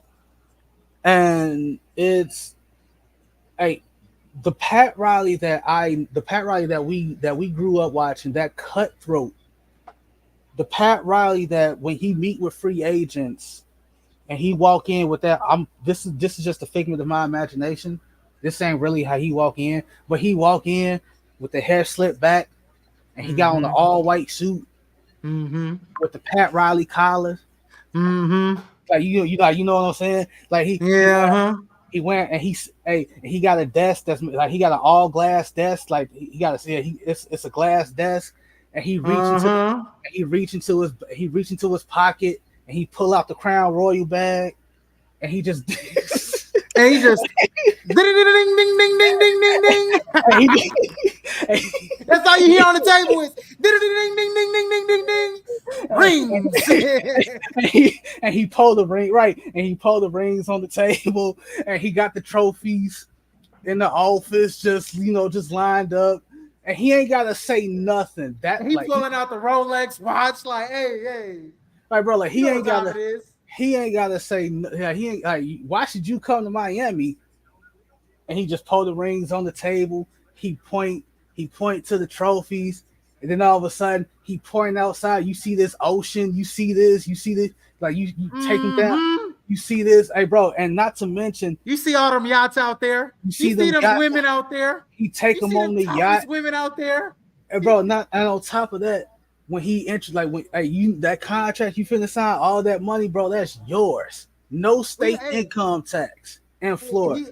he say, hey, and we gonna and I'm gonna show you a good time. We're gonna go to KOD O2. You know what I'm saying? We Like gonna go man, there. We gonna go over there. I'm gonna put you in the champagne room, and you gonna have a nice time with my nice, rings. You like know bro, what I mean? like it, and my like that Pat Riley to get Dwayne like you steal Dwayne Wade from Chicago, you go get Shaquille O'Neal, you go get White Chocolate Jake, you get Antoine Walker, you blow that up, you have some down years, you get LeBron James, you get Chris Chris Bosh, Bosh. you get Ray Allen, you Yes. find Mario Chalmers, you get those guys to come in. You are the only person to get LeBron James in your organization and not fold. LeBron James said Eric Spoelstra got to go. You said tough nuts, make it work.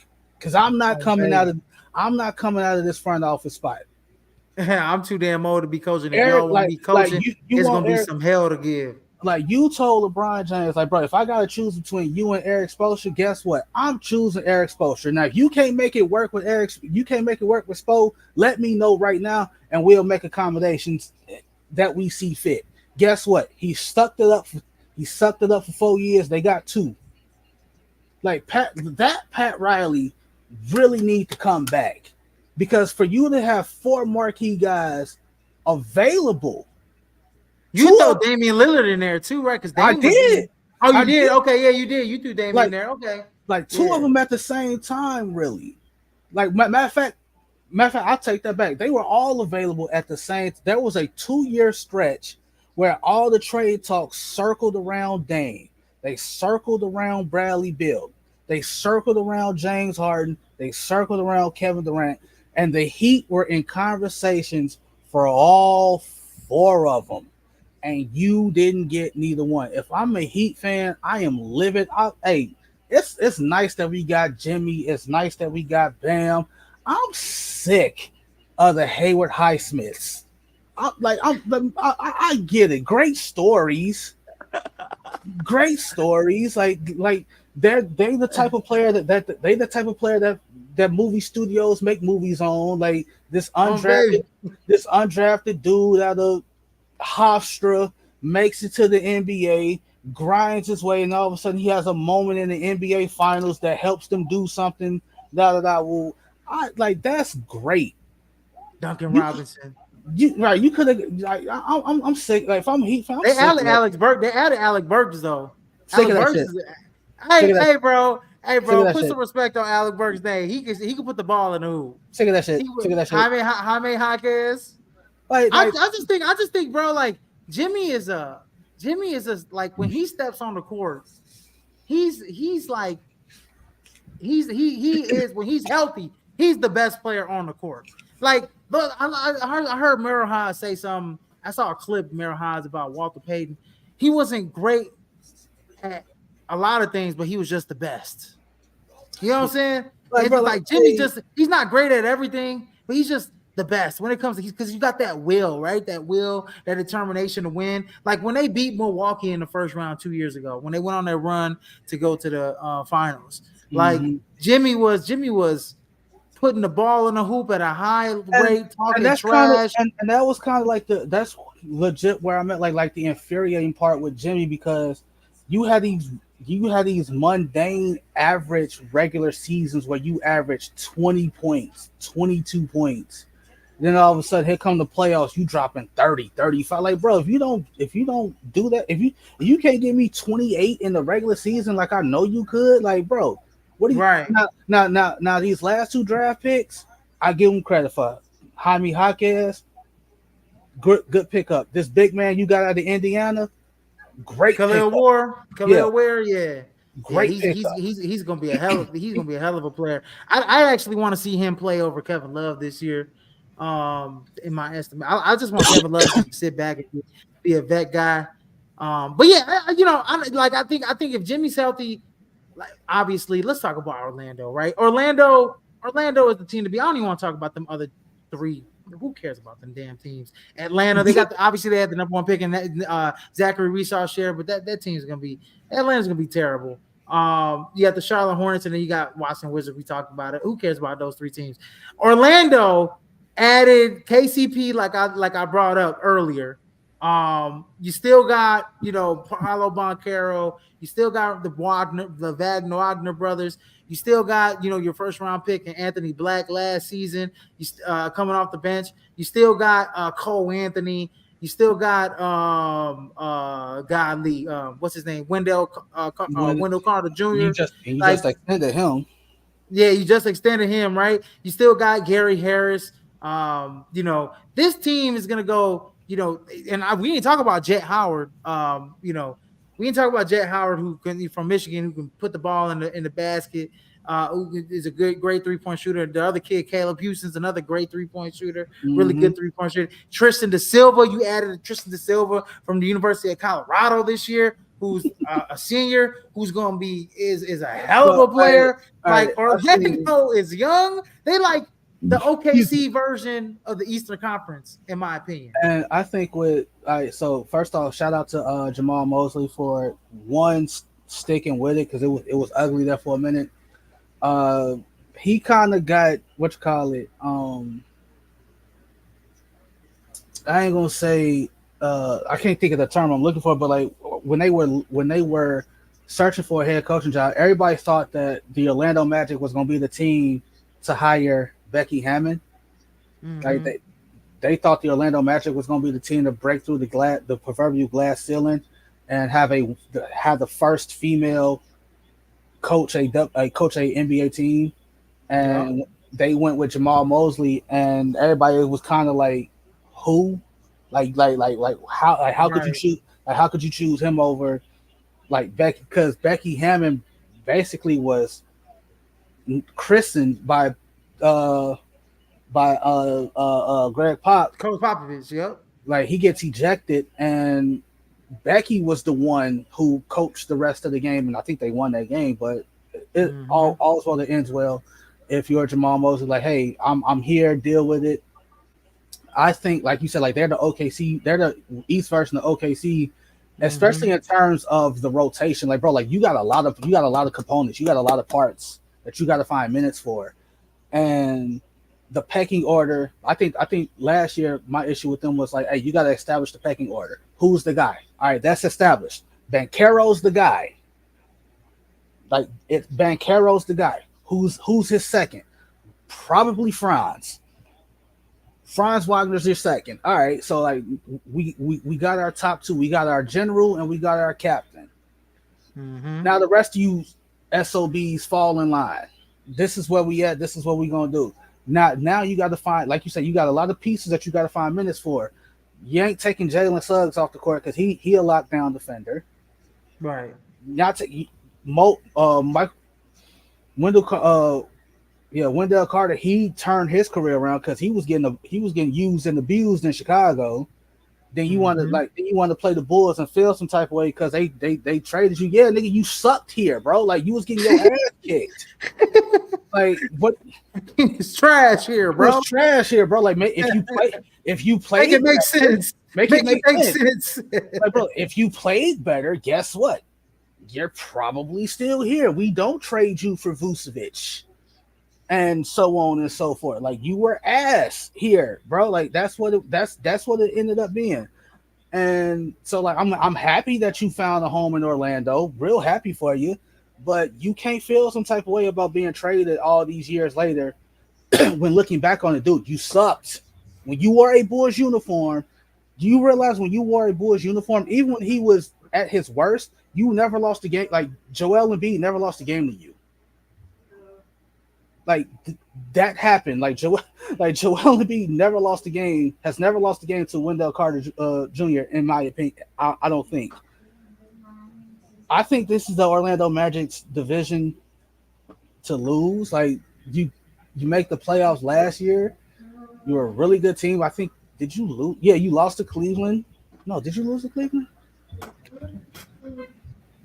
Orlando lost to Cleveland Yeah, in you, I the oh, no they lost to Cleveland in the first round. so I think this is their division to lose. I obviously like you said, it's going the other three y'all just there y'all just there because we need 30 teams in the NBA and y'all For schedule real. first.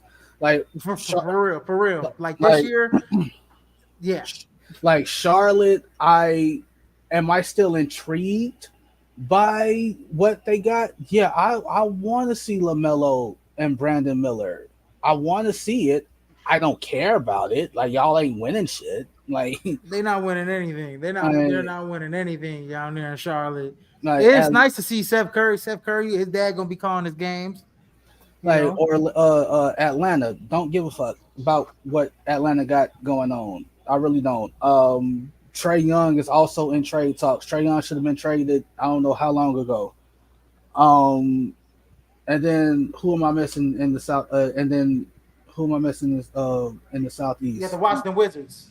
Yeah, We talked about them. We did. This is what I'm saying. We talked about them. We said the Washington Wizards were, the Kyle Kuzma came out and talked, and they had the second overall pick with Alex Sarr, who was horrible in rookie in summer league, and just I don't know. He just had busts written over him, in my opinion. and that's unfair. Like, hey, I'm gonna give the kids benefit of the doubt. Like, bro, like it's like again, let me see what you like 25 games in. Let me see what you like before you hit that rookie wall. Prefer like Right. so on. So Eastern Conference champ, man. Again, it's gonna come down to Boston, Philly, and New York. Atlanta, not. I mean Atlanta. I'm sorry, Indiana. Nice story. I still don't think y'all have enough when it comes to the three I just named. Like, bro, y'all don't beat the Knicks if the Knicks don't fall apart.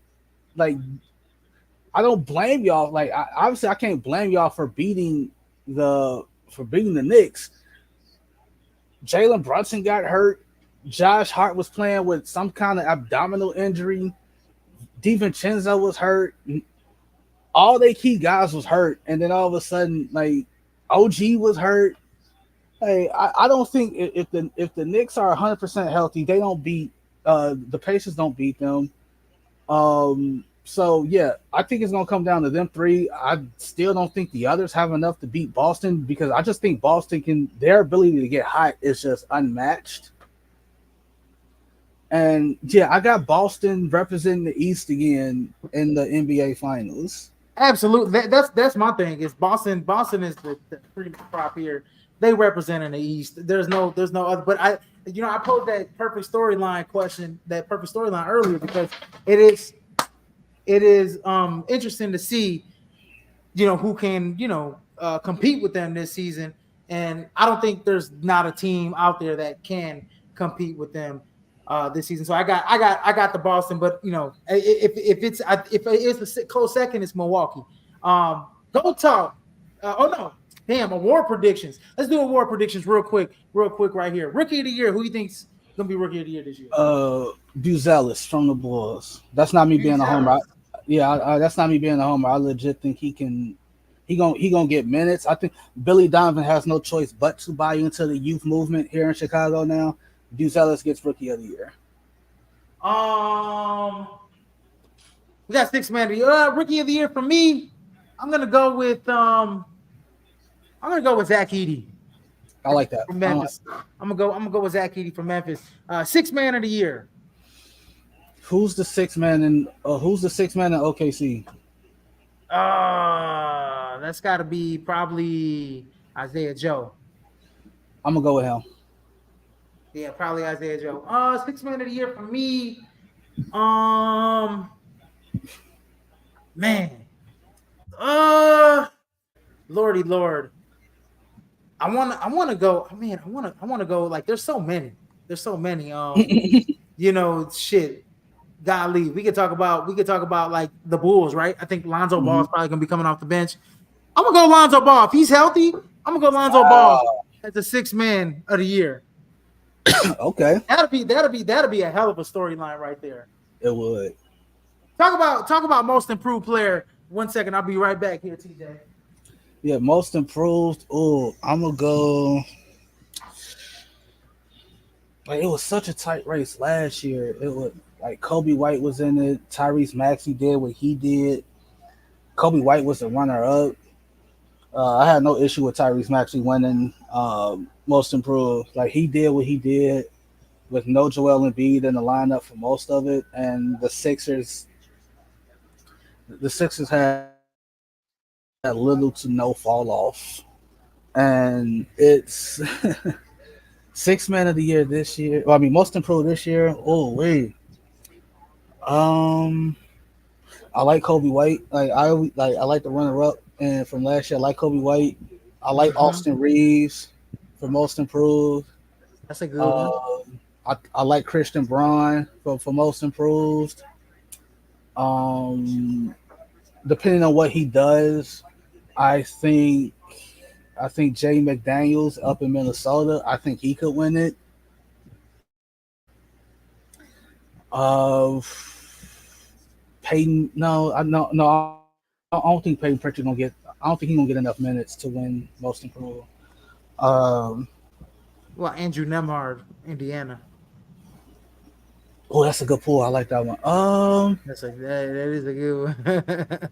I like that one. I like that one. What about Oh, I forgot with six man of the year. We got two guys on Minnesota, Nas Reed and Dante DiVincenzo, that probably could be six man. I think Nas Reed more than likely though. Um, and he was the six man. Wasn't he the six man of the year last year? He Right? was 6 man of the year last year. Yeah. Yeah. So I think he's got a chance to repeat as well. But anyways, most improved. Yeah, I like guys like Andrew Nemhard. Um, I like godly. Give me guys like one of the Houston guys. Like, I mean, we could talk about Shangoon. We could talk about Cause like him and Kobe White were like second and third for yeah, in last year's award. So like they could.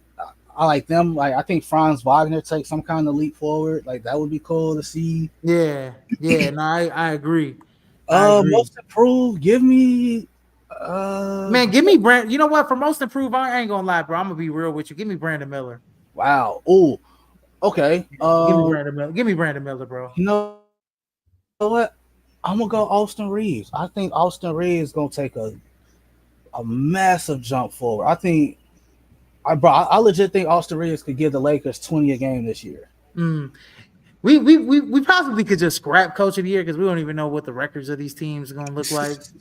To be honest with you, I don't Bro, even know like why I included. I don't even know why I included it because no, no, I just included all the ones, but it's in the world. Like real talk, I think like obviously outside of like the what you call it, like the usual suspects, right? Like the Tibbs, Dagnall from OKC, OKC, Mike Malone, Mike Malone in Denver, Denver, uh, yep. what's his name up in Minnesota? Why Forget dude's name. is it Finch? Chris Finch? Chris Finch. Uh, Matter of fact, my coach of the year, I'm gonna go with Jamal Mosley. I was just about to say him. Like that's a hell of a pick. I think I'm gonna agree with you. I'm gonna go Jamal Mosley because I think Orlando, if they're like a 50+ win team and they're like top 3 seeds next year, top 4 seed, Jamal Mosley's got to get it. Yeah, definitely. DPOY, man, you already know who I'm going DPOY.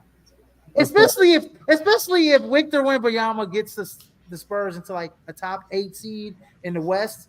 I'm going because I'm so sick of fucking Rudy Gobert getting it. Like, come on, bro. Real talk, bro. This ain't me on no hater shit. Like, I'm gonna go Bam. Bam's a good choice. You know who else was solid last year? Who was in the contention was Jalen Suggs because he was leading the league in steals for a hot minute and just his ball pressure was crazy, insane. No, I can see a plethora of guys. Like Bam is a really good one though. Drew Holiday's another one. Bam is a good one. I think it's Giannis. time that no, I think it's time AD take the the DPOY shits. I think he takes that snub. I think he starts taking that stuff snub seriously. Like He Anthony, definitely gets snubbed because he's always top 5 in like blocks. if I'm Anthony Davis, I gotta come out on some Derrick Rose shit. Like why can't I? Like why not me? Mm-hmm. Like Anthony, I would not be surprised one bit if AD win DPOY. I, I'm going. Yeah, I'm going Victor Wembanyama just No, because, that's fine. That's man. fine. That's fine. No, I'm not. No, I'm not disagreeing with you. I think Anthony Davis is worthy. I'm going to Victor because I was such an advocate for him last year to possibly win Yeah, it. yeah. You was one of the dudes I was talking about I earlier. know because he only because their win loss record, the record was terrible. But Terrible, I mean, bro. but with him on the floor, they're like their winning percentage, like it was something about win loss share with him on the floor was like Like, top in the like, league or but some shit like that. the the the way I likened it to last year In terms of was defensive efficiency, my bad. like the way I likened it to. So, like, remember the Arizona Cardinals with Chandler Jones? Yes. Like you remember Chandler Jones getting like 18, 19 sacks a season when he was with the Cardinals? Yeah, and they were terrible. But they were winning 4 games a year. Yeah. It's like did the DPOY conversation ever come across for Chandler? No, because it didn't That was win. Like That was Max Crosby last year. And it's probably gonna be Max Crosby this it's year like if he stays on the Raiders. All right. like NBA MVP. oh NBA MVP. Okay, hold on. Before you go, these are the mhm, odds that are on BetGM right now. Luka Doncic. I'm just gonna go in a row. Luka Doncic is a plus 350. SGA is a plus 400. okay Joker's plus 475. Giannis is a okay plus 850. Anthony Edwards is a plus 1200. And then after that, you got Jalen Brunson, Jason Tatum, Wemby, Joel Embiid, and I think he's only he's a the only reason Joel Embiid is so far down is because he already came out and said he's not playing any back to backs this year. Then you got John Morant, Steph Curry, Kevin Durant, Zion Williamson, and I don't care about the rest of the crew. okay Anthony Edwards is my dark horse. I hate how I first off I hate how people did I hate how they did Boston in the awards last season because now I know for a fact I think you were with me and David when we talked about this one. It used to be the best team got the key awards, got coach of the year, got MVP, yeah, woo, woo. Yeah. If if the Celtics do what they did last year, if they do that shit again, how do you not give Jason Tatum MVP? How do you not give Jason Tatum MVP? Like this notion of, and I want to know who it started with, because it's like we can't we can't give this person MVP because XYZ is his teammate. Like I don't want to hear none of that shit when LeBron James got 2 MVPs with Dwayne Wade and Chris Bosh as his running mates. Like I want to know who's like no seriously. Like y'all took MVPs away from Kevin Durant because he played with Golden State, but gave 2 MVPs to LeBron because while he played with Chris Bosh and Dwayne Wade. I don't want to hear that. Like Right. I don't want to hear because Jaylen Brown and Kristaps Porzingis is Jason Tatum's teammates, he can't get MVP. No. If the Celtics do what they did last season on some wire to wire shit and they the number 1 seed in the NBA and Tatum giving motherfuckers 30, if Jason Tatum come out and give you 37 and 5, give that man his MVP. I'm going with Jason Tatum. Oh man, that's a good one, man. And you know what? If you throw like, let's say you throw 100 on, throw 50 on Jason Tatum, you winning some good money. I mean, shit, man, he's a plus 1,500 right now. Shit, I throw 100 on Tatum. Like, no, because you got a really good case for him. You made a really good case. You make me want to vote for Tatum because, like, you're right because you shouldn't be. You shouldn't be. He's him, Porzingis. Yeah, obviously Jaylen Brown him, Porzingis are like the straws that stir the drink, but like he's like the main straw. Like he's the main guy. And everybody can say, oh, because when they got Drew Holiday, it took him to a whole nother level, I yada don't yada care, yada, bro. and all Like of this. I I don't like care. Jason Tatum played lights out last season, and he for some reason he just gets so much hate on him, you know, when it comes down to the playoff time, and rightfully so because he disappears a little bit, or he did last season. He did not. Last season he was good as heck, and we could have made a case for him being Finals MVP last season, as opposed to Jaylen Brown being Finals MVP, right? Because they, I think when it came Now, down to it, I mean they were neck and neck. When it came down to it, like once again, I had no problem with Jaylen Brown winning MVP. We Right. put it this way. We knew it was going to be one of them too. Right. If I'm gonna go with an MVP, if I'm gonna go with an MVP this season, I'm gonna go with SGA this year. I'm gonna go with SGA because if they're the number one overall seed in the NBA, if they're the number one seed in the Western Conference, and he has another 30-point year, another year like he had last season, you have to give it to SGA. I know Nikola Jokic dropping triple doubles, yada yada. Like at some point, you're gonna have to treat Nikola Jokic, and I hate saying this, but you're gonna have to start treating him like Jordan and LeBron, right? So it's like we could give it to him every year, but there are other good players that deserve it as well. Like Nikola Jokic, he's gonna average near a triple double every single year until he gets maybe old and starts breaking down. Like he can win MVP every single season.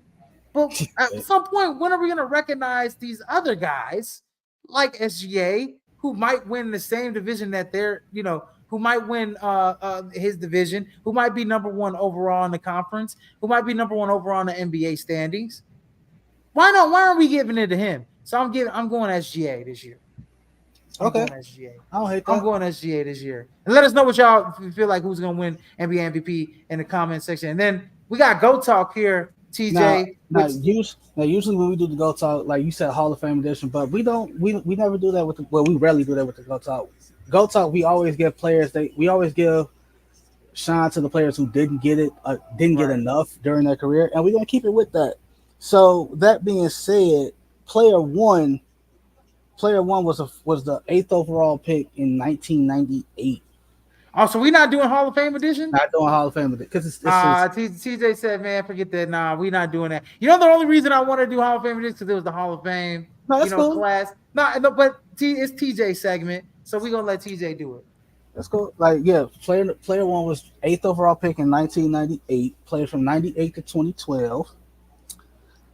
The teams, no order: Washington, Golden State, Philly, Cleveland, Chicago, Charlotte, Orlando, and the Knicks.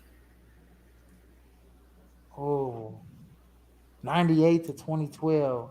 What position did he play? And what college? Two guard. What college? Giveaway? That's probably a giveaway, yeah. Damn, son. Giveaway. What he averaged, though? For his career, he averaged 14 a game. 14, 4, and 3. 14, 4, and 3. Okay, team that he got drafted by. Philly. 1998. 1998. He didn't get traded to draft day. He stayed on Philly for a couple years. Stayed on Philly for 2 years. 98. Philly. That means he played in the finals then with Philly.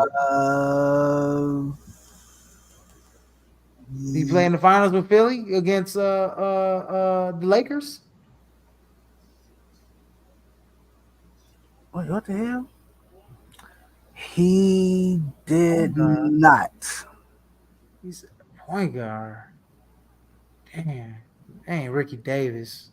No, it's not Ricky Davis. No, it's not Ricky Davis. I don't think Ricky Davis got drafted by Cleveland. He said he's a point guard. Two guard. Oh, he's a two guard. Yeah. Is it Aaron McKee? It's not Aaron McKee. No, okay. Damn. Ooh. You said Washington too. What Hmm. was the team he played after Philly? Golden State. Golden State. Okay. He did go to the finals, but not with Philly. Uh, man, dude, you got. If you give me the college, I think I'm gonna get it. If I give you the college, it's probably it's. If I give you the college, it's probably a giveaway.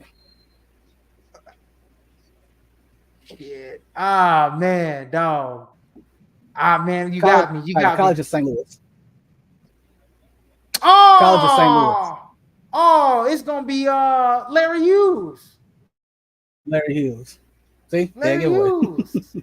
Larry Hughes. Come on. Uh, Yeah, that was a dead giveaway. Once you said St. Louis, that's a dead now, play giveaway. like once again, he went to the finals. He went to one final with the Cavs. With Cleveland. Got Yeah, swept. yeah. Got swept. Yeah. Larry Player Hughes is a two, dog. Oh, player I two, like Larry Hughes. player two, player two went undrafted in 1988. Went undrafted. I ain't gonna get this. Also a two guard out of Oklahoma. Went to Oklahoma State. Went undrafted. Mm. Played for the Warriors. Played for the Warriors, the Knicks, the Bulls, and the Jazz. Ooh, only 4 teams: Warriors, Knicks, Bulls, Jazz. Because he had 88. because he had some like he played for some other leagues, like some other teams in other leagues, but it's like yeah, they weren't NBA teams, so 88. undrafted. 88. You said out of Oklahoma State? Mm-hmm. Oh, damn. Averaged Oh, 12 and a half a game, 2 rebounds a game, and 3.6 when call that four assists a game. 10,800 10,829 career points. He was he was also undrafted. sixth man of the year in '97.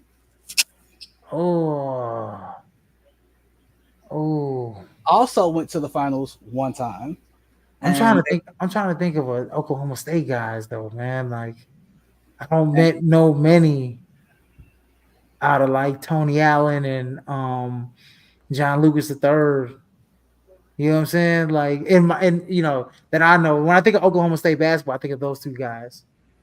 he is, I want to say he's universally loved at one of his locations.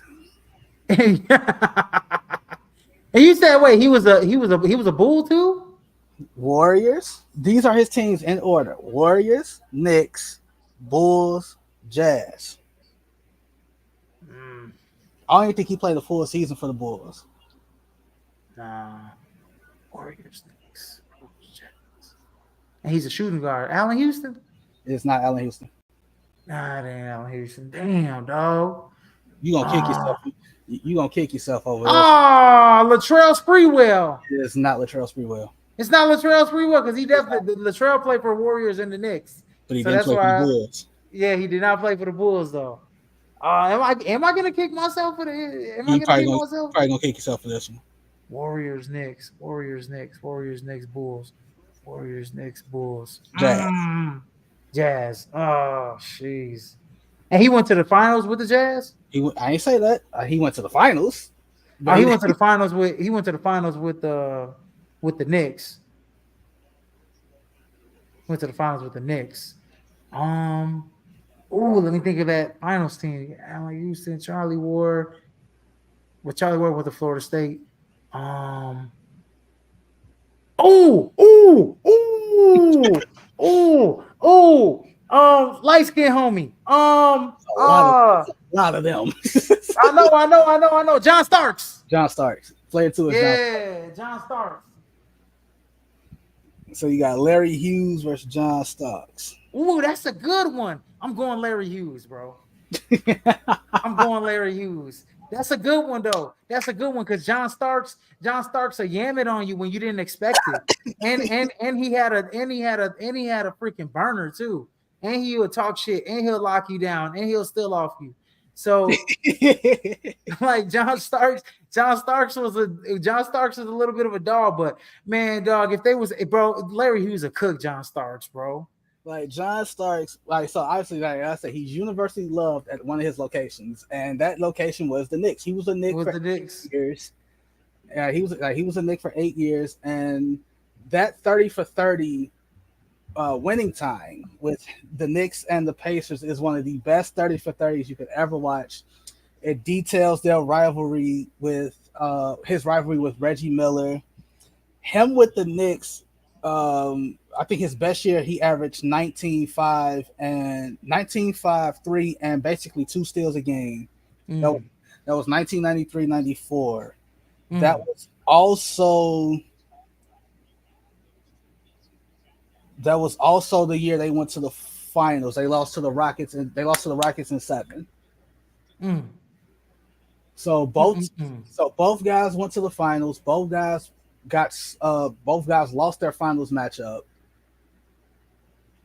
and they were both certified buckets. I don't think Larry Hughes ever averaged more than I think 17 a game for his career. That's crazy. That's crazy. I would have thought Larry Hughes was a 20-point scorer at one point. And like I take that He back. was decent as I take fucking that back. Wash. He was His, decent as hell in Washington. his I first year mean, his first year in Golden State, mind you, he only because he was a midseason trade. So mm-hmm. like he started in Philly, and then midway through the season, like he got traded to Golden State. He averaged 23 a game for Golden State, and then he goes to Washington. His numbers dropped down to like 13. Then he went to 18. Then that his last year in Washington, he averaged 22 again. But then he goes to Cleveland, and again traded like was he? No, that wasn't a trade. He averaged 15. He averaged basically 15 for Cleveland. But then you go to the playoffs. The year he so like 1 year in Washington, he averaged 20 a game. Now he could have like wholehearted. He could have definitely been a lot better in the playoffs for Cleveland because he only averaged 11 points those years with Cleveland. For that reason alone, I got to go with John Starks because John Starks was a bucket in the playoffs. Like, Yeah, John Starks was a bucket, but when I think about pure score, bro, put it this way. man, Put it Larry this way. Hughes, because he had to play. Larry Hughes had to play with what, Gilbert Arenas too, Yeah, and he had to play with LeBron James too, and Antoine Jameson. like But and bro, Anton Jameson. but Like, bro, come put it on, this way man. though. Like every year John Starks was with the Knicks, they made the playoffs. They was in the playoffs. Well, I mean, the Knicks had a whip though. They had Well, Latrell Sprewell, they had Charlie Ward, they had Allen Houston. You know what I'm saying? They had guys like Charles Oakley who was bone mugs. Man, they had shit. If I'm not mistaken, shit. Patrick Ewing was on Patrick Ewing was yeah, Larry Pat Johnson. Ewing was on Larry Johnson. Like, man, them teams were so damn good in the '90s. Those Knicks teams, but yeah, John Starks for a while, man. John Starks is a dog. But when it comes to you taking John Starks, I'm gonna take Larry Hughes. I think he's just a better. I think Larry Hughes is just 3-level scorer. So is John Starks, but just I don't know. It's just a smoothness about Larry Hughes that I like. I think Larry Hughes could play in the '90s, and he could play in the 2000s, and he could play today. Yeah, as opposed to maybe John Starks might have a little bit of hard time kind of getting to his spots today with the athletes that we have out on the floor today. Even though he was an athlete, I just never thought I never thought of John Starks as a guy that was as smooth as Larry Hughes with the ball in his hands. You know what I'm saying? So that's just my take. But that's a hell of a go talk, bro. Anyways, man, like I said, hey, that's a wrap for the show. We went over 2 hours, ladies and gentlemen. Usually that's not That's not our it's the first that's not episode. the normal. It's the first episode, and we did not cover anything, like no previews, no nothing. So we had a lot to cover tonight. But next time we come on the show next Thursday or in 2 weeks or whatever, we'll talk. We'll start talking about the first week. We'll come up with something, me and TJ. But anyways, that's been a wrap. Please like, share, and subscribe to the podcast here at Pine Sports World. And in case you missed, you catch us on stream platforms where podcasts can be heard. I'm Israel Rivera. That's TJ Hopkins. And in case we missed you and you didn't watch the show, ladies and gentlemen, good afternoon, good evening, and good night, ladies and gentlemen. See you guys later. I'll see you guys tomorrow on College Football Showdown with Christian and Matt James. And then we'll come back Monday talking about this damn debacle that we are witnessing on Thursday Night Football. Dennis Allen should be fired after the game. It's pretty sad. Pretty sad. Pretty sad. Peace out, guys. All right, man.